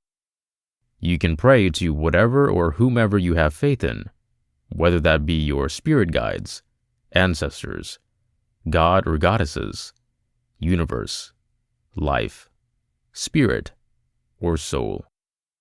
Prayer is extremely simple, but also incredibly helpful. The appreciation we feel when we appreciate, which is simply one function of prayer, has been clinically shown to have numerous health advantages. Prayer also develops an energetic bridge between you and your crown chakra. The more you pray, the more your crown chakra is opened to the eternal. In a way, prayer can be perceived as the key that opens the door to higher consciousness. 10. Use crystals. Use crystals as energetic totems that will help you balance your crown chakra energy. Try meditating or carrying crystals like selenite, danbarite, kerite, labradorite, amethyst, and nuumite. 11. Be open to guidance. Search for synchronicity. Try to find signs. Look for communications from spirit. Assistance is going on all around you, all the time, but you just need to be open to it. Cynicism severs the connection between your mind, body, soul, and surroundings. Give the benefit of the doubt. Question your preconceived notions and be courageous enough to actively seek and pay more attention to help when it comes. What negative beliefs are triggering you to shut yourself off? Do you believe that you are not worthy of assistance? Most cynicism comes from insecurity and a sense of worthlessness. Explore this sense of low self-worth and work to conquer it. Assistance can happen through dreams, unusual coincidences, musings, repeated numbers or symbols, and intuitive suspicion, and the list is not exhaustive. Help is provided in a subtle and nuanced style as a way to help you reinforce your conscious awareness. Take every day as an opportunity to keep an eye out for the help that the universe is showing you. 12. Authentic affirmations. Every day, instill your mind with encouraging and loving affirmations. Try to choose a statement that you truly resonate with. Here are a few examples. I accept myself entirely. I am without limiting beliefs. I am connected. I am at peace. I am divinely supported. I honor the divine within me. I trust my intuition. I embrace releasing. I listen to our universe. 13. Do a crown chakra visualization. Imagine a throbbing or swirling ball of luminous violet light in your crown chakra aura. Feel the ball of violet energy dissolving all obstructions, sluggishness, or aggressive circulations of energy within you. You may also like to try the violet flame meditation, which is a powerful way to boost your spiritual awareness. 14. Use the following herbs. Use herbs such as a holy basil, lotus, gotu kola, and lavender. You can diffuse these herbs, burn them as incense, use them topically in a diluted form, or consume them. One of the best ways to take herbs is to drink them as tea. For the crown chakra, I advise Buddha Tea's calming and 100% natural crown chakra tea, which you can buy here. This tea is infused with the essence of amethyst. 15. Wear violet. Wearing and surrounding yourself with the color violet is an incredibly simple way to stimulate your crown chakra. Chapter 5. Benefits and drawbacks of meditation. Meditation is a strategy people use to accomplish a psychologically and emotionally calm state, ultimately promoting happiness. It is used to lower stress, anxiety, and depression, and is also considered as the path to enlightenment and self-realization. It is not about becoming a completely different or a much better individual. It's more focused on training yourself to see life from a different perspective. Referred to as dhyana in Hinduism, where it's believed to have begun, each faith has practiced meditation of some sort in one or tons of their cultural customs. Although the dictionary defines it as act of focusing your mind to only one thing, either as a spiritual activity or as a way of becoming calm, the word meditation consists of many practices totally different than each other, making it challenging to give a proper definition. Meditation has slowly affected countless people everywhere, and everybody has either a direct or indirect relation with it. While you might think that meditation always has a favorable effect on a person, it isn't true, and there are people who have experienced its negative aspects. Still, it is very important to understand the primary reason meditation came to existence before its pros and cons, as history has a direct influence on how meditation is used these days. A short history. The earliest records of meditation originated from old Hindu Bibles, the Vedas. The history of meditation has an intimate bond with the religious context within which it was performed. Some form of exercises involving attention and concentration were found during the Roman Empire. While Buddhism was spreading out in China, it also spread out meditation, as Lord Buddha himself was a perfect example. During the 12th century, the Islamic community included specific methods where the people practiced to manage breathing and repeat holy words. This particular idea appears to have approached Greece as hesychasm. A Christian mysticism also includes a repetition of Jesus' prayers. By the late 19th century, meditation had spread in the West because of increased communication among civilizations worldwide. Most recently, Western interest in meditative practices increased considerably. About 200 to 500 million people are approximated to meditate worldwide. However, consider these benefits and drawbacks of meditation before choosing if meditation is the right thing for you. Pros of meditation. 1. Stress decrease. Psychological and physical stress is completely typical in everyday busy life. Stress is brought on by an increased level of a hormonal agent called cortisol. Mindfulness meditation creates a response to the hormones, making people much easier to attain peace. This meditation can decrease the signs of post-traumatic stress 73% of the time. 2. Anxiety control. Regular meditation has been helping countless people to lower anxiety, whether it's job-related or as a result of overthinking. Mental health concerns like phobias and panic or anxiety attacks have significantly improved because of activities like yoga, according to various surveys. 3. Boost emotional health. Emotional health is actually essential for a person to create a favorable outlook on life. Research studies show that meditation increases a person's emotional health, and it is extremely unlikely that a person who is practicing different types of meditation is experiencing depression or inferiority complex. 4. Increased attention span. Attention span is the total time one can focus on a task without being sidetracked. Research studies have revealed that people who practice meditation tend to stay concentrated on a job longer than the rest, and also remember details better than their peers. 5. Enhanced sleep. There are various meditation techniques that can help you relax and manage different ideas that hinder your sleep. This can start your sleep quicker and also help to promote it. Many individuals suffering from insomnia have stopped their sleeping pills days after their first meditation. Sleeping pills have hazardous adverse effects, and one should always know the drawbacks of sleeping tablets before using them. 6. You can meditate practically anywhere. Unlike fitness centers or physical fitness centers, you do not need any particular place to carry out your meditation. You can perform them in your bed, in the living room, or in your garden. Every little thing a person needs to practice meditation is a clear, calm mind and an environment where she or he feels relaxed. 7. Helps control pain. Pain perception is straight connected to your frame of mind, which can easily elevate in a difficult environment. People who meditate show less sensitivity to pain than their peers. This is really useful in cases where pain is inescapable, like migraines. 8. Helps decline blood pressure.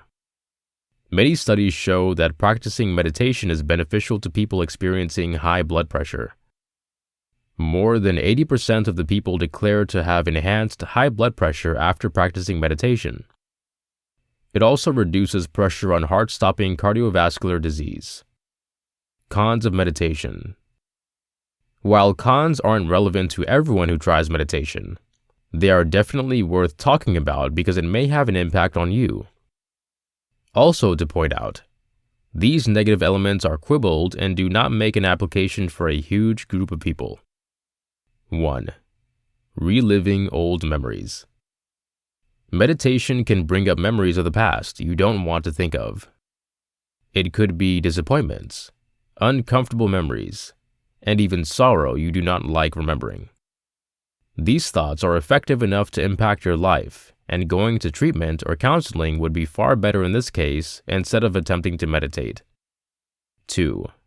Hard to feel the change immediately. Different people have a very different way of accepting life, and some people might feel like meditation doesn't work for them. You might feel like you squandered your 30 minutes filled with tension and fatigue. Wasting your time for what was supposed to be the treatment to your stress might even make you go bananas. So, should one start a routine meditation practice? Definitely. Meditation has limitless advantages which plainly surpass the demerits. Instead of looking to it as the answer to your problem, look at it as a way to feel relaxed. Check out a meditation that best suits you, and you will undoubtedly see some positive changes in you. Giving some minutes of your day to enhance the lifestyle will always be a huge yes. This has been Chakras, Third Eye Chakra and Healing Techniques for Beginners by Fred Taylors, narrated by Brandon Suku.